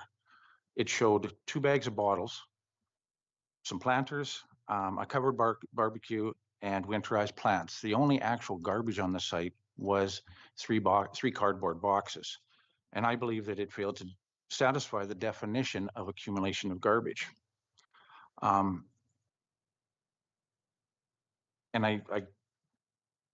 based on the fact that, you didn't have a policy, might explain why I believe that the process that this has gone through so far is of a questionable nature. And my comment is backed as follows. After the city received my request for a review, I received a phone call from Ms. Pichet where she and I discussed the order, and her comment was, well, it's not really a big deal. Do you really need a review? I informed her that this was not the first time that I felt that the city's bylaw treatment of this property was unjustified, and as a result, needed to review the order and the whole process as how it come about. When I insisted on the review, she stated that I could attend the next council meeting and address this issue by way of open forum presentation. Now, from my understanding of what the open forum is all about, Ms. Piche should have been aware that that was not the proper method to deal with this review. And she would also know that council wasn't going to hear it at that time and that I would just be forced to make another trip. And then I insisted that the city inform me properly as to when this is going to take place. A paper trail protects both parties as to who said what. When next I had contact from the city, Ms. Balabono and I played telephone tag. Eventually I left a message saying, I would like to be informed when this matter goes to council to be reviewed. I received an email from her on March 3rd that I found a little concerning because there was it appeared to be misinformation on her part. She references my request to register for the open forum part of the council meeting, which I did not do. I had been very clear in my message that I was requesting a review of the order. And then she goes on to request information as to the general topic of my presentation, which was very clear that it was a review of the order. Then I was informed that the review would take place on March 24th at the council meeting. Now, my concern with this process to this point was that as legislative coordinator, she would be fully aware, or should have been, maybe not because there was no policy, but that the open forum part of council was not the place to hear this review. And then council reinforced that on March 24th when you stated that it was not the proper place or time for this. But on top of that, Ms. Balabono failed to properly inform council of this request for review for that date, and failed to schedule it for the proper time and place. And then as council discovered on that date, she had failed to provide any information related to the scheduled review. And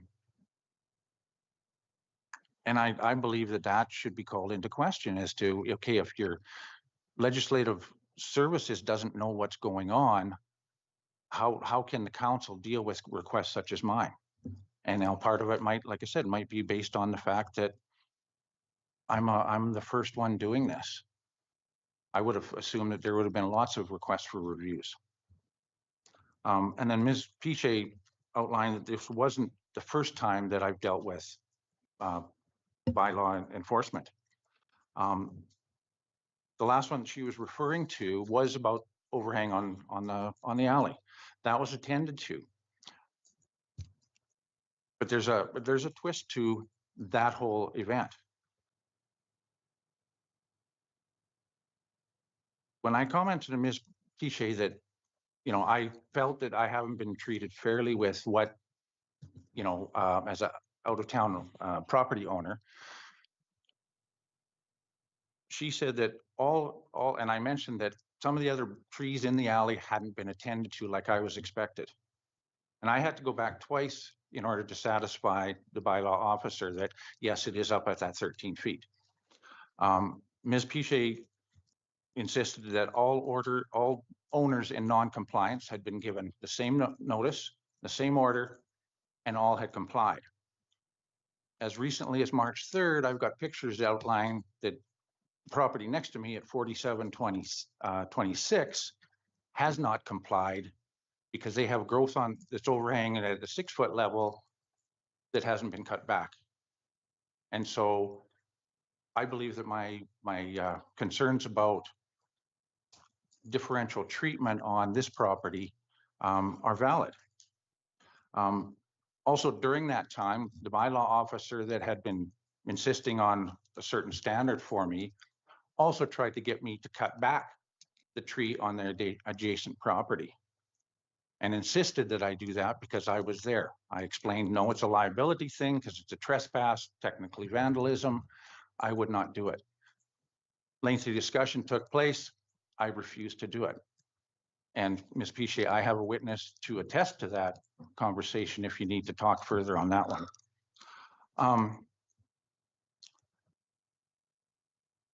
And so it's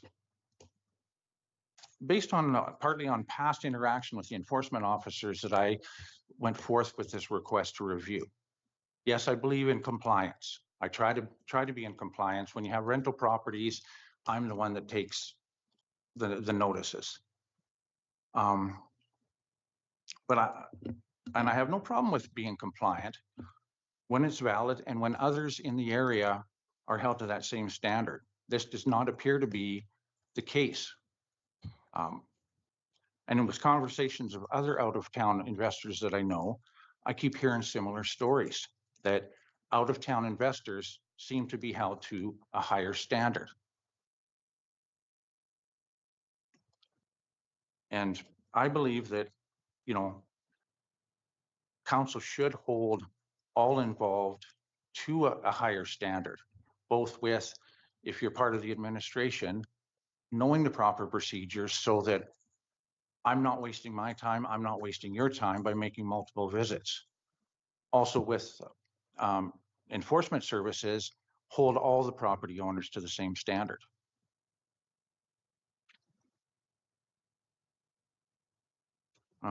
And that's basically my side of it. Yes, I removed what I thought maybe the bylaw officer was referencing, but the pictures in the order don't show an accumulation of garbage. So thank you for your time, and I'm available for any questions if anyone wants to ask me. Thank you, Mr. Brown. I guess the one thing out of your statement there that I find interesting is that you're suggesting that one group of investors are held to a different standard than others. In this instance, out of town.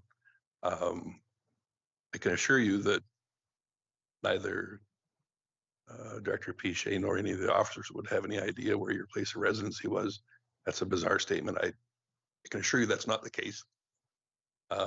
It's unreasonable to expect that every single property in Lacombe is rectified at the same time.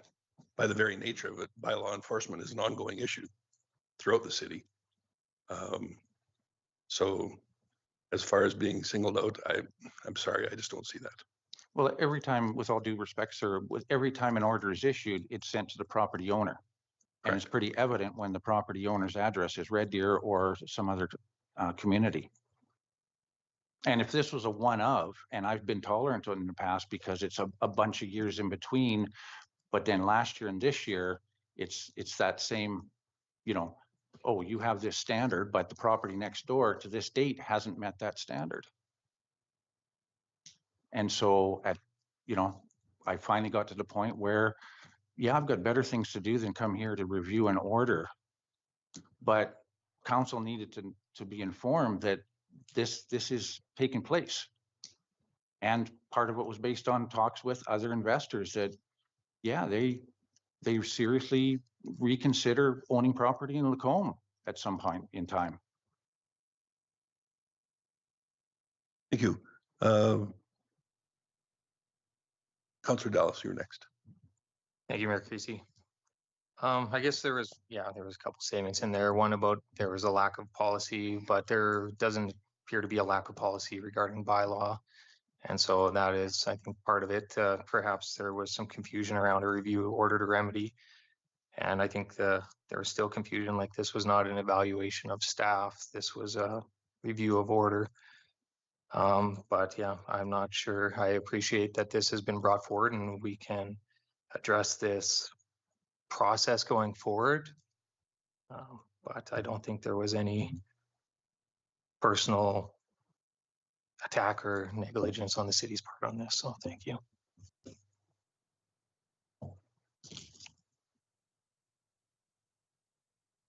Councillor Connick. Thank you, Mayor Christie. Yeah, as in your comments, you alluded to the fact that many times there was some miscommunication perhaps with the city. Again, we didn't have a policy in place, as you said many times over. So I would attribute to that quite a bit. I'm not interested in what members have been said to you or whatever the case may be. That's neither here nor there. I guess I'm more curious. I would agree with you a little bit in that, I guess, yeah, it's hard when you look at these pictures to say there's a mass accumulation of garbage. And I guess there's no way to really know unless you physically walk onto the property, which you can't do, to determine what's there. So I would agree with you there, but in terms of what they said or he said, or what that doesn't interest me at all. So at any rate, I'm glad that we have a policy going forward. It's like many of our bylaws when it comes to nuisance or noise, or there's a level of discretion or not discretion, but interpretation of what is garbage, what is not garbage. When I look at it, I would say, yeah, okay. I don't think, but again, it's the next person may think, yeah, that's terrible, right? So it's that gray area that I can appreciate what you're saying, but I can appreciate from the city's perspective too. So at any rate, I'm glad that we have now a policy going forward, so that should happen to somebody else, they can actually then review the order, they can bring it forth to council, and we can deal with it in a better format. I apologize, you had to come a couple times to get this to where we are today, but going forward, it should be a much better process. So thank you. Thank you, thank you for your comment. And yes, that's part of the democratic process, isn't it? Finding we don't have a policy for that. One comment about that order that change that you've made.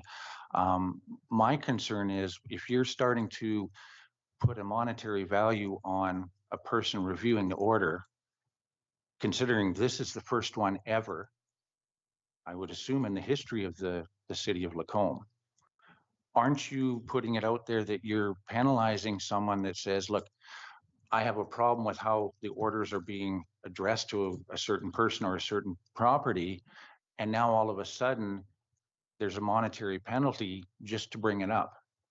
That kind of, in my opinion, handcuffs the democratic process to a certain extent, because you're going to discourage that review with some people strictly on monetary ability to pay that.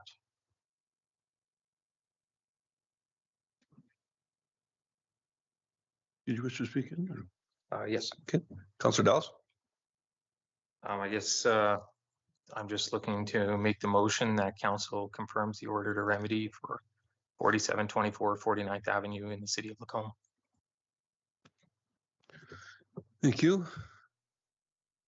Any additional comments or concerns from council?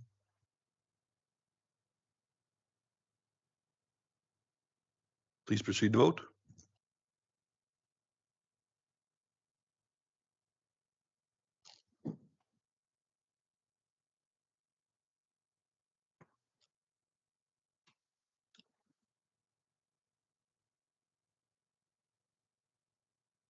And that order to remedy for 4724 49th Avenue is confirmed by unanimously the council. Thank you. Mr. Brown, thank you for your time and bringing those items to our attention. Thank you. And we've certainly got a policy in place moving forward. Thank you. At least I was good for something on that then.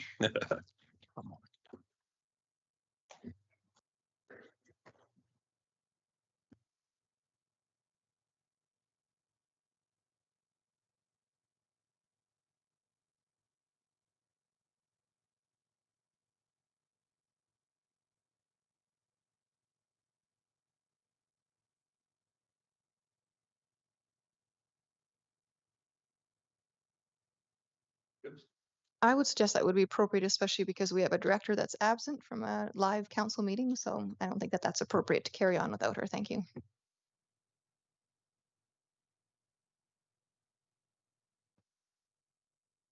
8 o'clock. Let's reconvene at 8:05.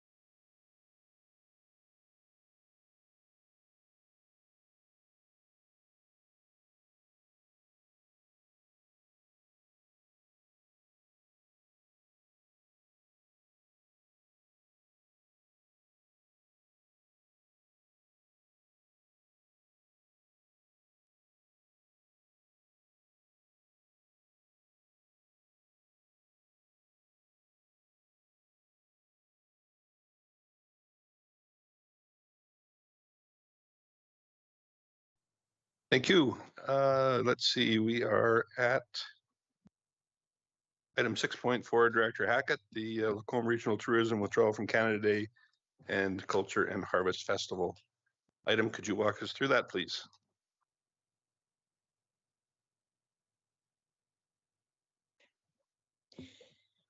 Thank you very much, Mayor Creasy and members of council. The City of Lacombe recently received notice from Lacombe Regional Tourism Association that they have decided to withdraw from their involvement in both the fireworks display for Canada Day here in Lacombe, as well as the Culture and Harvest Festival in 2025. The report on tonight's agenda presents background on both events and various options. Now, the two events are different, and they differ in delivery, scale of organization required, timing, marketing, and the types of elements offered. And so therefore, they have some different considerations. Canada Day festivities are typically held at Crana Lake and includes music and vendors, which have already been arranged and advertised for 2025. As well, there's a little bit of money in the current city budget because there is $3,000 earmarked for support of this year's fireworks. The loss of the fireworks display could impact attendance at the other planned Canada Day events provided by other partners. So the options for the fireworks set out in the report are to 1, take no action, 2, seek another community partner to put on the fireworks, and this will have to be done really in the short time frame, given how quickly July 1st is approaching. And or the third option is that council could direct administration to take on the delivery of the fireworks directly and come back to council in May with a project plan to do so. In terms of, or moving over to the Culture and Harvest Festival, it has had various formats over the years. Most recently, being in 2024, it was held as a one-day event in September at the agricultural grounds. A range of activities were offered and other sponsors and partners were involved. No specified funding amount is set out in the city budget other than $200 in advertising. The event does require focused coordination and promotion to be successful. It doesn't have the awareness that July 1st fireworks has. So the options for the festival are 1, to take no action, 2, to seek another community partner to offer the festival, or 3, direct administration to develop a project plan for the city to take on planning and operating the festival in 2025 and return to council in June for a decision.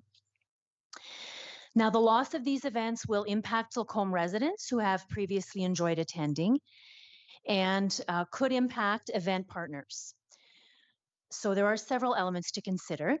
However, it is recommended, firstly, that council acknowledge Lacombe Regional Tourism Association's letter, and secondly, that council direct administration to seek a community partner to offer Canada Day fireworks, and thirdly, that council direct administration to take no action with regard to the Culture and Harvest Festival. Thank you. Thank you.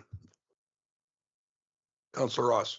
Thank you, Mayor Creasy. So the withholding of the $9,000 that was from their budget, from my experience on Lacombe Days, fireworks is 10 to 12,000, depends upon size of the shots.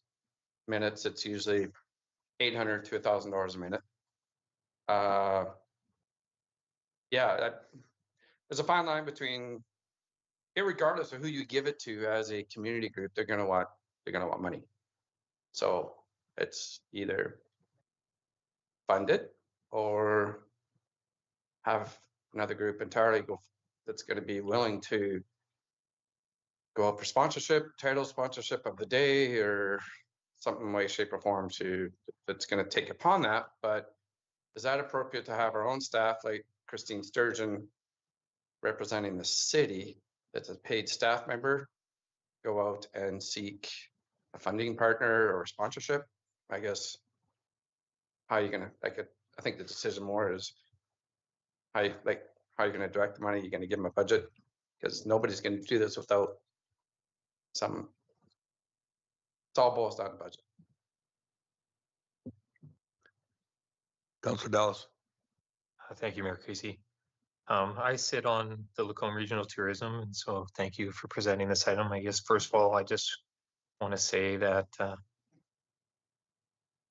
this decision was not based on funding reduction, and so it was just based on direction that they, the board received from council, and so just so that's clear and out there that there's no malicious intent from either party with this. And then yeah, I'll second the statement from Chris that $3,000 would not be a suitable amount. I feel like if we want to, we will have to increase the funding amount for that. And when it comes to the Lacombe Culture and Harvest Festival, I do believe, well, I hope another organization will see this and will come forward on their own. But I'm not sure what will happen with that, and we can evaluate that in the future if nobody does step forward. So I guess my only recommendation on this would be if we do value fireworks on Canada Day, we should double that amount or triple that amount to $6,000 or $9,000 would be my only comment. Thank you. Thank you, Councillor Hoekstra. Thanks, Mayor Creasy. I have a question just about the Culture and Harvest Festival, because in your document, it says the event is coordinated with LPAC.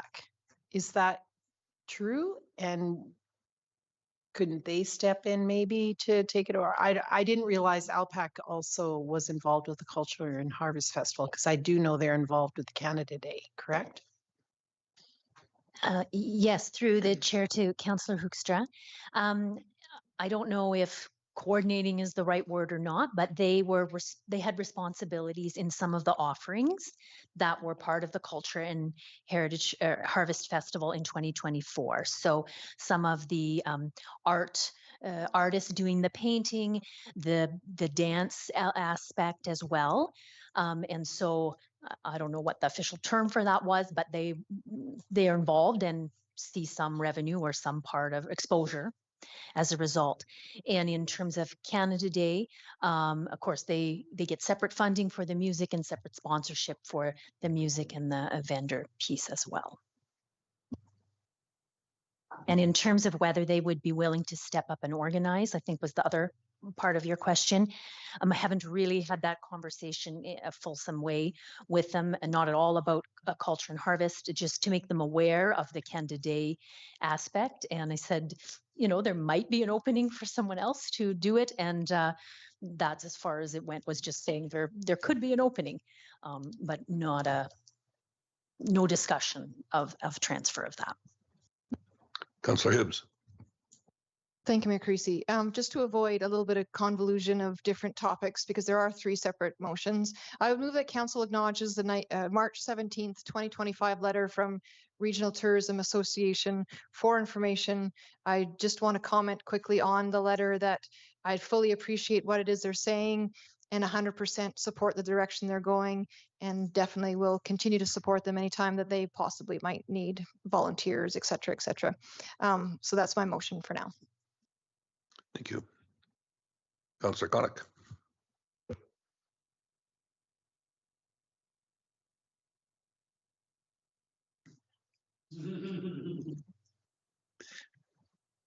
Does anybody have any comments for the motion on the floor? Please proceed to vote.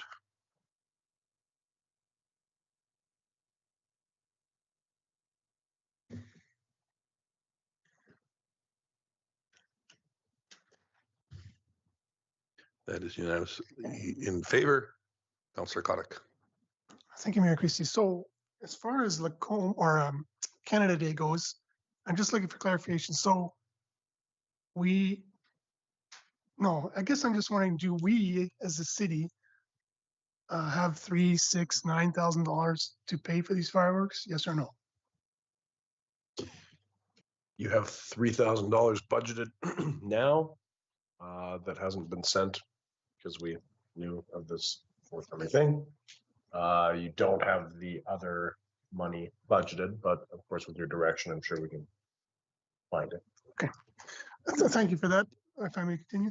Certainly. I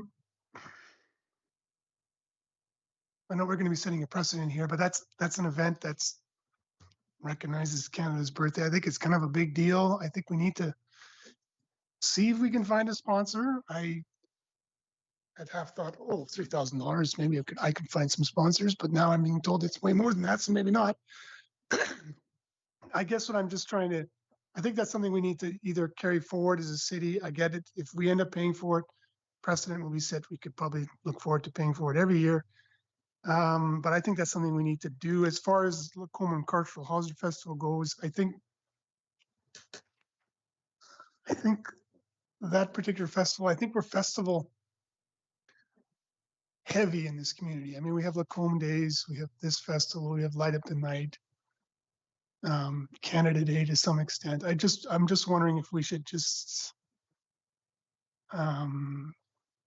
maybe let that one go.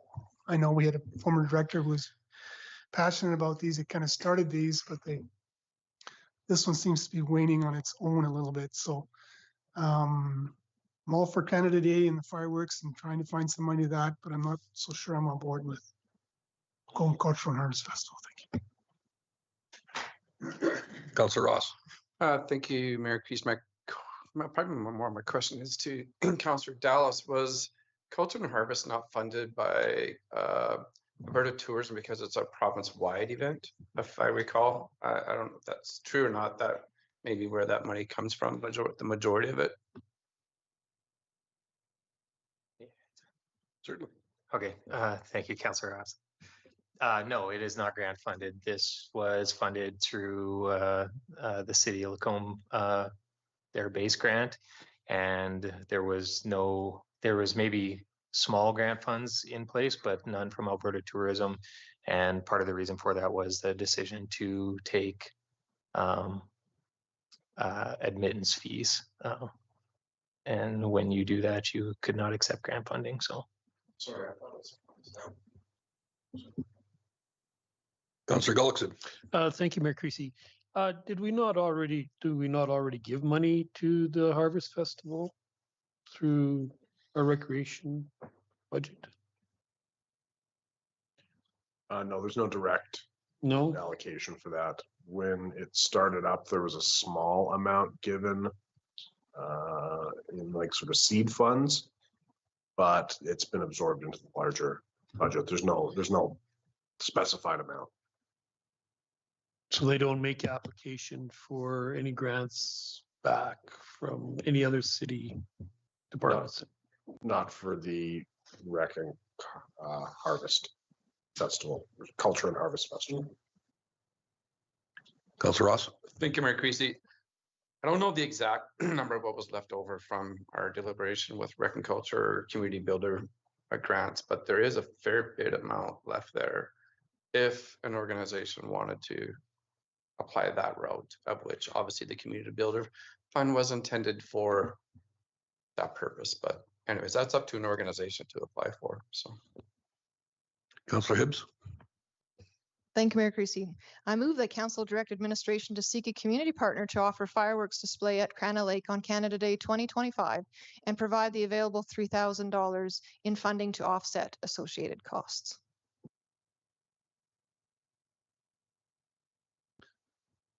Thank you for that. So we have heard that there is a vast difference in pricing for these fireworks. Are we happy with perhaps not continuing if we cannot find a partner, or do we want to make some allowance for being further involved in this delivery, or at least the financing of the delivery of these fireworks, or no? Just a thought anyway, that doesn't preempt us from considering this motion anyway, but something to consider. Councillor Connick? Well, I think so. I think we should at least double it. And I can even make an amending motion to double the amount from 3,000 to 6,000. I think that's appropriate, because if that's true, that for 3,000 you don't get, pardon the pun, much bang for your buck, then maybe we need to double it, because yeah, I'm prepared to I will make that motion. Thank you. friendly amendment, amending motion to increase the amount from 3,000 to 6,000. So the easiest way to handle that is if Councillor Hibbs agrees to that change. Otherwise we're going to go through a bunch of typing and nonsense here. Is that something that would be agreeable or no? Okay. Oh, we got nothing but time.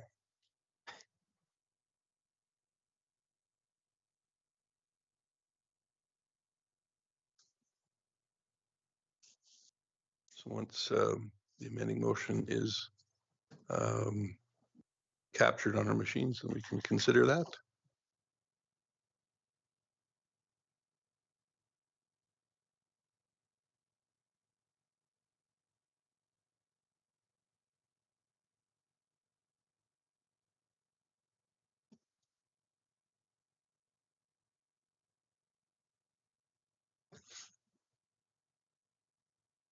Councillor Dallas. Thank you, Mayor Creasy. I guess I have a question regarding this. If no community partner steps forward, would there be a secondary provisional motion that could be made, or would it have to be amended on this that we include, should a partner not be found by X date, the city will manage this?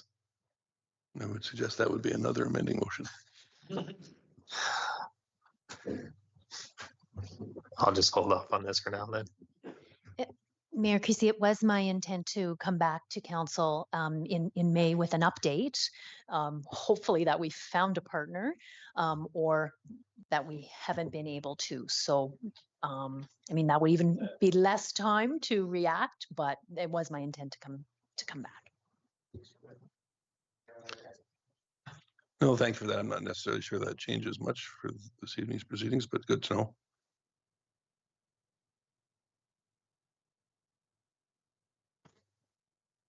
If I may make a comment, sorry. Councillor Ross. Thank you, Mayor Creasy. So my question is to Director Hackett.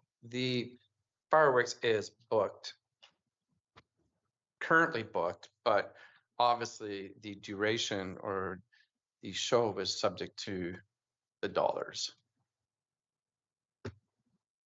Mayor Creasy, Councillor Ross, I don't know if fireworks have been booked. Like purchased or someone to deliver them has been, their calendar has been booked. I don't know that.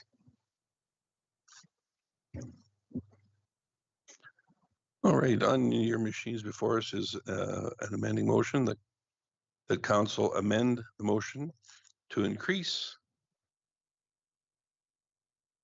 the funding from $3,000 to $6,000. Does that capture the intent of your amending motion, Councillor Connick? Sure. Very good. So with respect to that portion only, just the amending motion, does anybody have anything additional to add? Please go ahead and vote.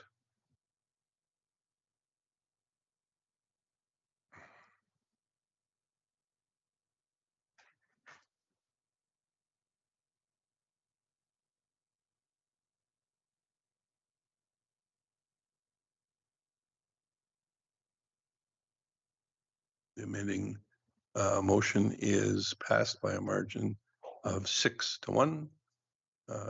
Councillor Hibbs voting against. And so noted. So that brings us to the regular motion. After that, and once it's uploaded here, we can consider it. Does anyone have anything to say specific to it? Councillor Ross. Sorry, but thank you, Mayor Creasy. There is the option for Nancy Hackett to come back with further information for the next, like our Rec and Culture Department meetings are the first Thursday of every month, but I don't know when the next application time period is for the community external funding. I don't know, would it be better to wait to find out if other groups, organizations, what their conditions were to partner up? If it's if we put in 6 and they put in 6, like I feel that there's an opportunity to reach out to maybe have some options part of making a final decision, I guess. I don't know. I just 6,000 is half a show. It's, I'm sorry, just being honest. You still need at least 10. And but then we're putting Director Hackett in a position of still booking the fireworks, which is only what, 3 months away. Sorry. Yeah, I just maybe asking for Director Hackett's input to maybe what works best for yourself to try to make this happen.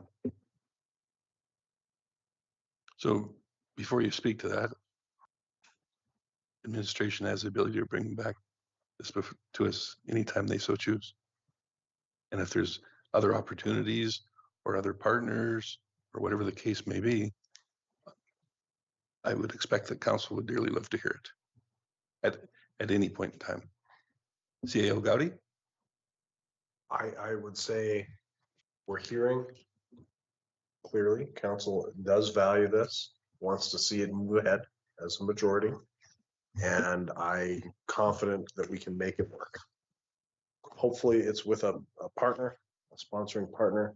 But if in this transitionary year as a bridge option, we need to look internally and find some extra $3,000 or whatever, we can make that happen too. I don't want you to get bogged down on a smaller item here. I am understanding that there is a desire to make the fireworks happen this year, and we will do that should this motion pass. Thank you. Councillor Dallas. Thank you. Yeah, I think, yeah, this is just a stopgap year. We also, there will be fireworks 2 weeks later for Lacombe Days, or at least that's the intent. And it's only the 159th birthday of Canada. So if we only have 6 minutes, I guess that's all right. So yeah. Thank you. Any other comments on the motion before us? So the motion reads that council direct administration to seek a community partner to offer a fireworks display at Crown Lake on Canada Day 2025 and to provide the available $6,000 in funding to offset the associated costs. Very good. Please go ahead and vote.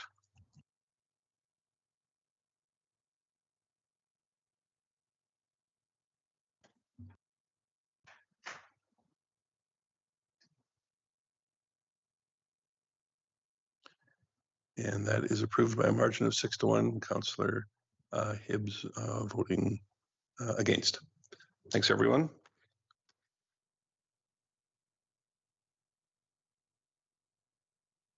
Director Thompson, you thought I forgot about you? Oh my God, there's more. Councillor Dallas, please go ahead.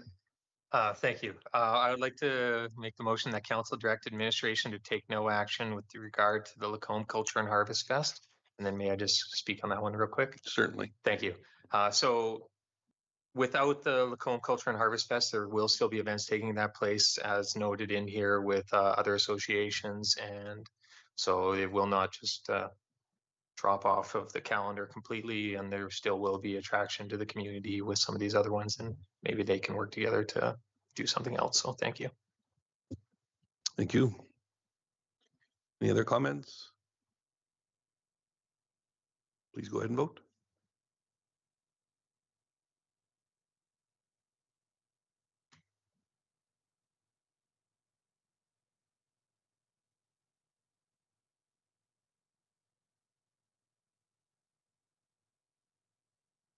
And that motion has passed by a margin of 6-1. Councillor Ross voting against. Director Thompson, item 6.3, the South Connector functional. Says final recommendations, but final, I think, might be a little ambitious considering it's a few decades out. It's the conclusion of this chapter. All right, thank you. Thanks, Mayor Creasy. Tonight, our engineering consultants provided a summary on the South Connector functional plan. This plan laid out a 7.5 kilometer arterial road that would connect 76th Street to 34th Street, running along the southern boundary of the city. In the short term, the plan achieves three important things. Provides the city with the foundation for future capital planning. It identifies specific land needs for the corridor, which we can protect through future land use decisions. And it emphasizes the importance of continuing discussion with landowners along the top-ranked alignment. Looking far ahead, the plan suggests that in roughly 20 years, we may need to construct an initial two-lane version of this road. This road would help to relieve growing traffic pressures on both 50th Avenue and Highway 2A, initially diverting up to 9,000 vehicles per day. At full build-out with 4 lanes, the South Connector is expected to handle up to 15,000 vehicles per day. You heard tonight, our engineering consultants determined that the full development of the South Connector is estimated to cost $96 million. While the functional plan outlines a phased development approach for the road, even the cost of the initial 2-lane version of the road is significant at $51 million. Given the city's capital priorities, we do not anticipate that the city has the financial capacity to fully fund this road's development. External funding sources will be necessary to make the project financially viable. This is through grants, regional partnerships, and offset levy contributions. But I want to emphasize that there are no immediate capital plans tied to the recommendations before you tonight. Tonight, administration is seeking council's approval of 4 key recommendations. 1, to develop a financial strategy to fund the ultimate capital cost of the road. Given the magnitude of the investment, additional work is required to develop a financial strategy to fund this road, including a more detailed assessment of potential external funding sources. 2, the city should seek collaboration opportunities with Agriculture and Agri-Food Canada, the most affected landowner by the South Connector. We value the research center's role in our community and wish to minimize the potential impact of the South Connector on its research and operations. We are committed to working closely with AAFC to address their concerns and ideally find mutually beneficial solutions to the corridor. 3, review and update if required the municipal development plan and area structure plans in partnership with Lacombe County to protect the road corridor. And 4, continue exploring traffic relief options for 50th Avenue and Highway 2A to support our long-term transportation network. In closing, this functional plan is about positioning Lacombe for long-term growth, protecting our future options to address growing traffic volumes and future development pressures, and recognizing that continued dialogue with AAFSC is vital to this project's long-term success. I'm happy to answer any questions or comments you may have.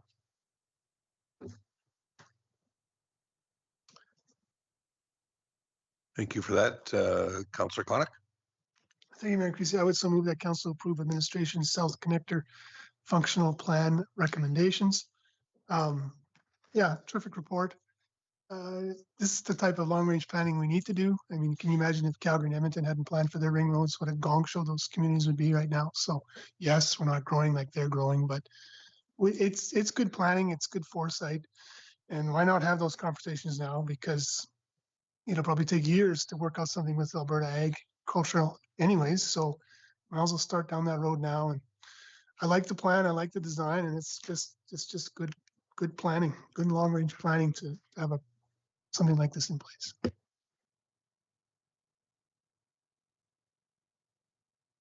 Anyone else?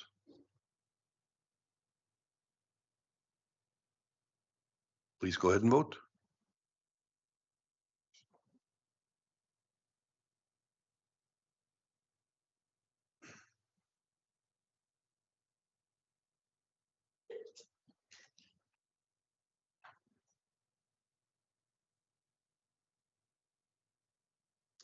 And that was endorsed unanimously for the South Connector functional plan and recommendations. Thank you.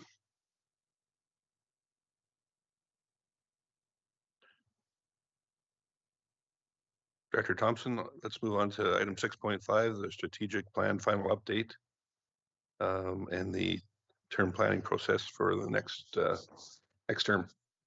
Thank you, Mayor Creasy. I'm pleased to present on 2 key updates related to Council's strategic plan. First, an update on the 2024 strategic plan progress, and second, an overview of the proposed process for the 2026 to 2029 strategic planning cycle. The 2024 update marks the final year of the current council term, and the attached report includes a summary of the tactics used to implement council strategic objectives. Each tactic in the report has a brief status update included. Some of the notable achievements this year include the council held a prioritization exercise for the strategic plan tactics in early 2024. Of the 14 high priority tasks, the green ones that are identified in the attached documents, 6 are completed, 6 are ongoing, and 2 are scheduled to complete it in 2025. Overall, that equates to about 2/3 of all tactics, or 76 out of 123 that are we are deeming complete today. I understand that 62% or 2/3 might initially sound modest, but it's important to consider that the strategic plan isn't designed as a checklist. It doesn't account for the complexity of the individual tactics and the ongoing nature of some of the items identified in the plan. In its nature, it spans multiple years, it tackles ambitious projects, and we do anticipate achieving a few more of these tactics by the year end. Looking ahead, we're preparing for the 2026 to 29 strategic planning cycle. We are proposing a process that strengthens engagements with 3 key groups. 1, the current and incoming council. 2, the corporate leadership team. And 3, external agencies, boards, and commissions, which we call ABCs in the report. We are proposing a 6-phase process, which I'll walk through with you now briefly. Phase 1, the one that will this council will see through, is a new phase that we're proposing, which will launch surveys for council, CLT, and this group of ABCs to gather insights and community perspectives. Also this summer, we will be bringing forward additional presentations about our community, updating profile based on say latest data technologies in order to give council a more fulsome view of our community that goes beyond census information. Phase 2 is one-on-one engagements with the new council. This is also a new addition proposed in the strategic planning process. After the next election, each member of council will be invited to participate in one-on-one interviews conducted by a third party. This gives everyone a chance to share their individual priorities and strategic perspectives early in the term, which will then be incorporated into the next phase, which is the facilitated strategic planning workshop. This will be an in-person session in Lacombe, bringing together council and the CLT. We'll present the findings from phases 1 and 2, and then work together to identify and prioritize up to 6 strategic goals, focusing on outcomes over individual tactics. And those individual tactics will be developed by admin in the next phase. Phase 4 is drafting the strategic planning document. Based on the workshop, administration will develop a draft strategic plan for council's review and approval. We will do our best to translate council's desired outcomes into a tactical work plan to guide our implementation over the course of the term. The combined document is the city's integrated strategic plan for the term. And phase 5 includes post-workshop deliverables. This is another new step in which council, working with the support of the workshop consultant, will prepare 2 sets of communications. 1, a mandate letter to the CAO outlining council's strategic direction for the term, describing any expectations for administration based on council's strategic priorities, and providing any necessary context for the strategic plan to administration. And the second set of communication will be letters to agencies, boards, and commissions, drawing attention to how council sees how they fit into the community's broader, or the council's broader strategy. Once council endorses this approach, administration will move ahead with phase 1, beginning engagement with key stakeholders this spring and summer.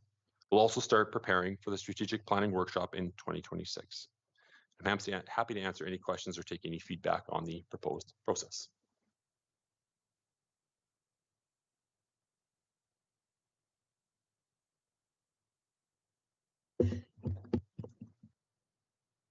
It's so well laid out that no one has any input.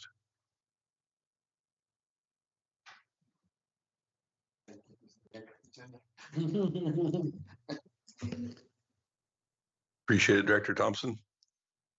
Councillor Connick.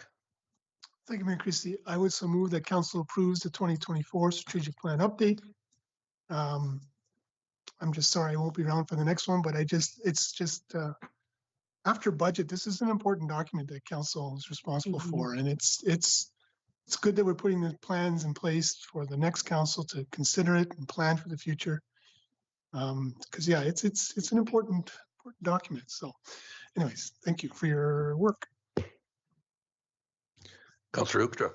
Thanks, Mayor Creasy. I too wanted to stress how the plan is an important document, and if anybody's listening and wants to run for council, I think it's a document that should be looked at closely, because I think we can be, I don't know if proud is the right word. It's just a really great journal of what we have been doing and what the purpose of council is. So thank you very, very much for that. I too appreciate it.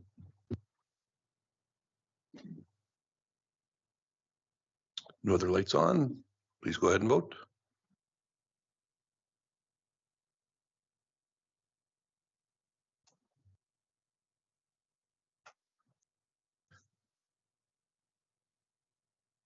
And as expected, that is unanimously approved for the 2024 strategic plan update.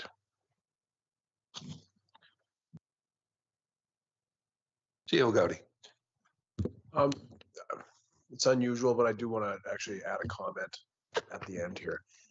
Proud is the right word. I think there is a lot of good work that has gone in. And I know as administration, one of the things we've really appreciated about working with council is that there hasn't been a lot of diversions and distractions that have come up throughout the term. There's been a clear vision laid out through the strategic plan. And then we've been given with the mandate comes the responsibility to implement it. And the reason we've been able to get, you said modest at 67.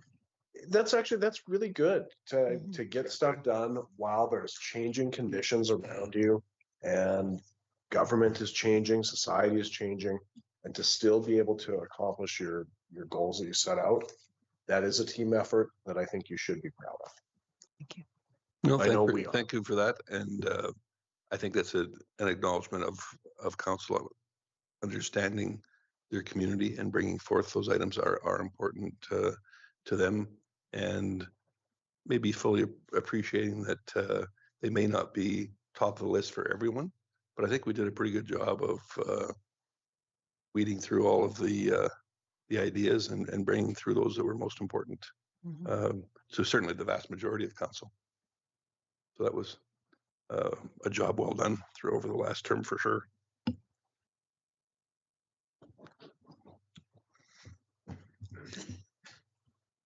It's legit. It's actually on. Councillor Hoekstra. Thank you, Mayor Creasy. I would like to make the next motion that council approves the proposed 2026-2029 strategic plan process. And I would like to speak to that if that's okay. Certainly.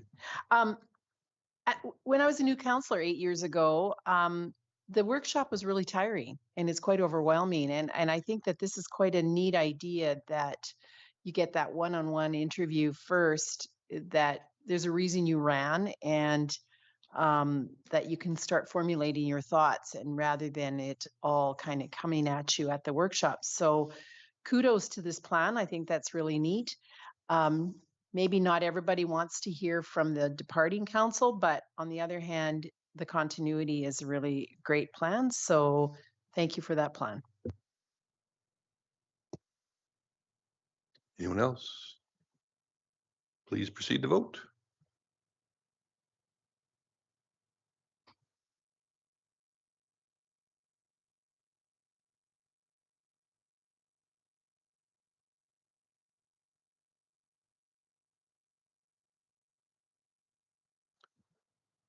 And for the 26 to 2029 strategic plan process has been approved unanimously.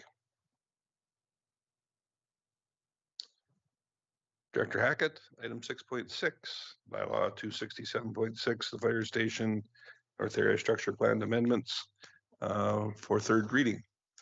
Thank you, Mayor Creasy and members of council. Bylaw 267.6 presents amendments to the North Area Structure Plan for the development of a new fire station location within the city of Lacombe. In October last year, council directed administration to proceed with all required steps to prepare land at 4410 Woodland Drive for the development of a new fire station. One of the required steps to prepare that parcel of land is to complete text amendments to the North Area Structure Plan to allow for a fire station to be located within the plan area. This bylaw was given second reading on March 24th, 2025, following a public hearing.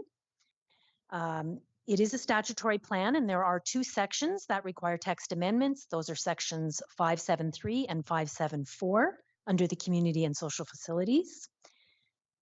Tonight, it is recommended that council gives third reading to bylaw 267.6 as presented. Thank you. Thank you.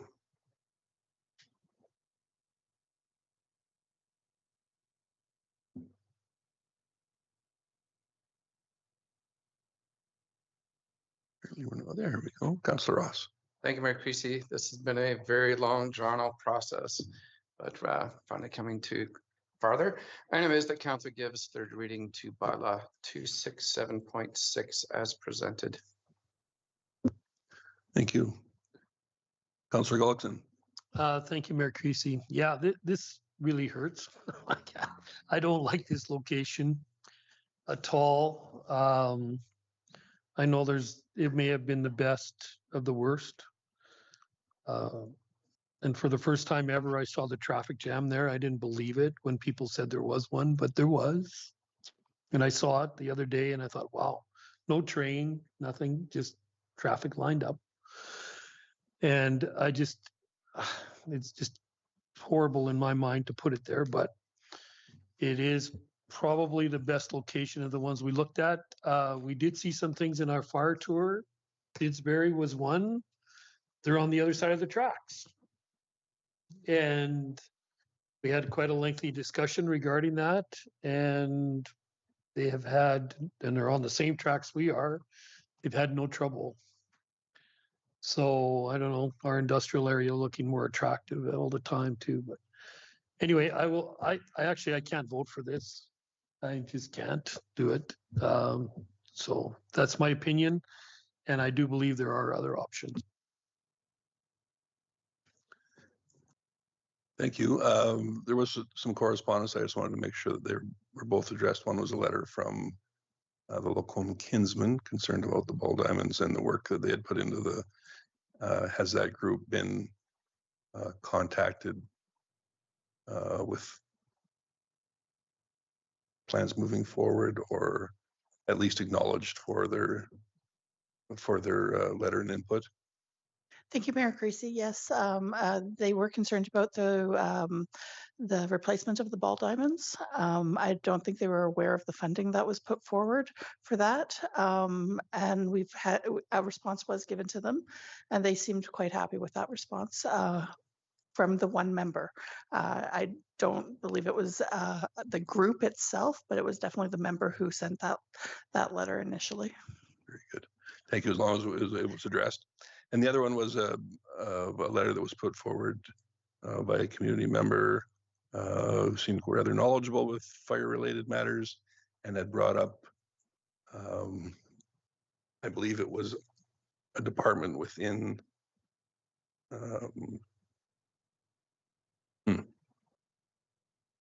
yeah, was it fire commissioner or related? Whatever the wording of the organization it was. And apparently there was some documentation regarding location of fire halls. I just wanted to ensure that either the group dealing with the fire hall, our administration, or the fire chief, or someone has looked into that and verified that we're compliant, or because to the best of my knowledge, that particular organization was never brought forward to council. And I have no idea what all it entails, but the way that it was expressed in Mr. Hermery's letter, it seemed legitimate. So just wanted to ensure that it was addressed.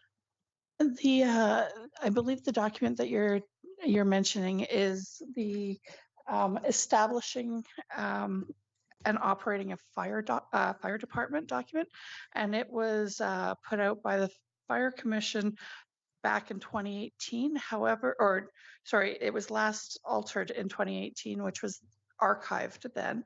And then in 2019, the Office of the Fire Commissioner was decommissioned in January 2019. And again, that was a guide for small communities just starting to establish a fire department. Thank you. So as far as the location, I yielded to council my extreme displeasure with this location. I expect it probably will go through as is, which is unfortunate in my opinion. However, I am open to being proven wrong, and I sincerely hope that our community will not experience this severe disruption, either in fire services or in traffic, that I am fearful it will in the currently proposed location. I too, for one, did never see the harm in considering other locations, which primarily were on the east side of the tracks, of the railroad tracks. However, we did debate it at great length, and although my opinion has not changed, I yield to the wisdom of my fellow councillors, and we can move on. CEO Gowdy. I think your points are valid, but I do want to point out this amendment really just allows a fire hall to exist in the north half of the community. Without this, you actually don't have planning approval to put a fire hall in the north portion of the community. So although it is paving the way for the endorsed location, obviously, it also has a broader approval to give you permission to put a fire hall anywhere in the north part of the community.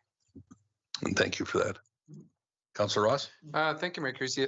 I've heard some of the same concerns about traffic congestion.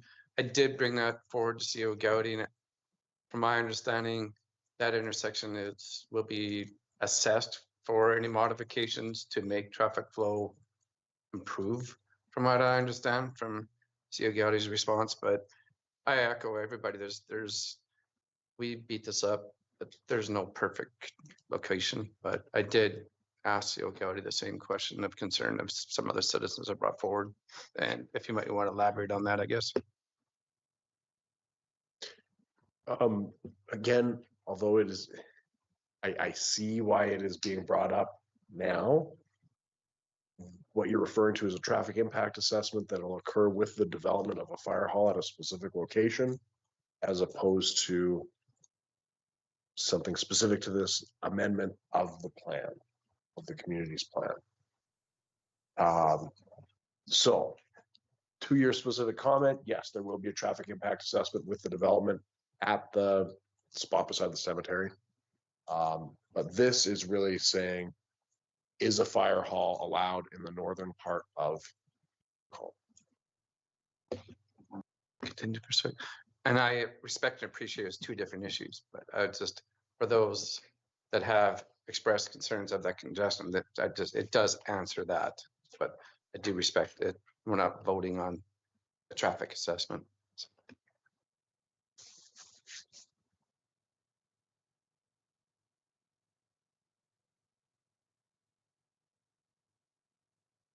Any additional comments? Please proceed to vote.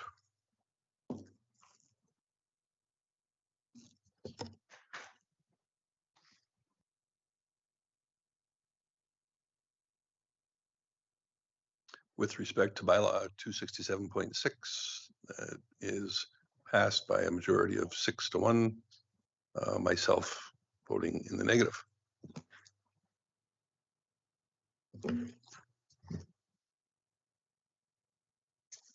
So we are approaching 9 o'clock, and there are quite a number of items in camera. And who is up first? Councillor Connick. Thank you. A motion to go beyond 9. Thank you. Do we do that one by hand or we do that one on the machines? Very good. Give you a moment to bring that up.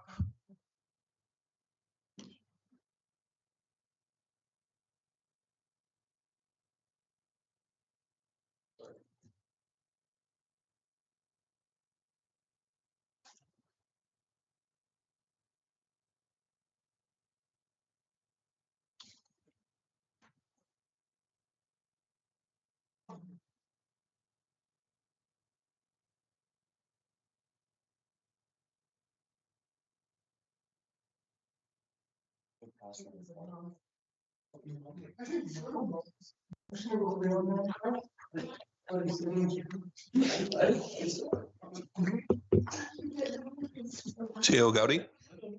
I just want to confirm, Matt, you got that it should be a. Yes, thank you. Yeah, he was working on it diligently over there.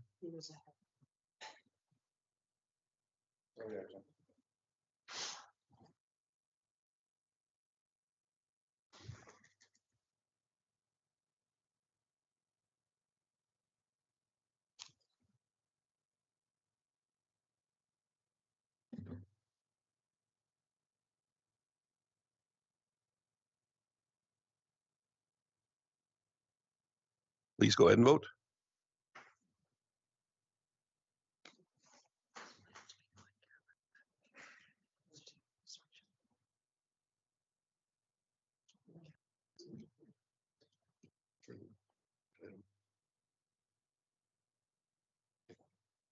And that was unanimous, I believe, for the meeting going past 9 p.m. And next meetings coming up are all regular council meetings here in chambers at 5:30 p.m. on the following dates: April 28th, May 12th, and May 26th.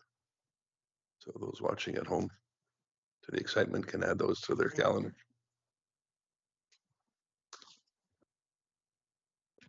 Councillor Dallas, go ahead. I apologize if I blacked out, but motion to move in camera. Nobody made that? No, you're good to go. Great, thank you. Please go ahead and vote.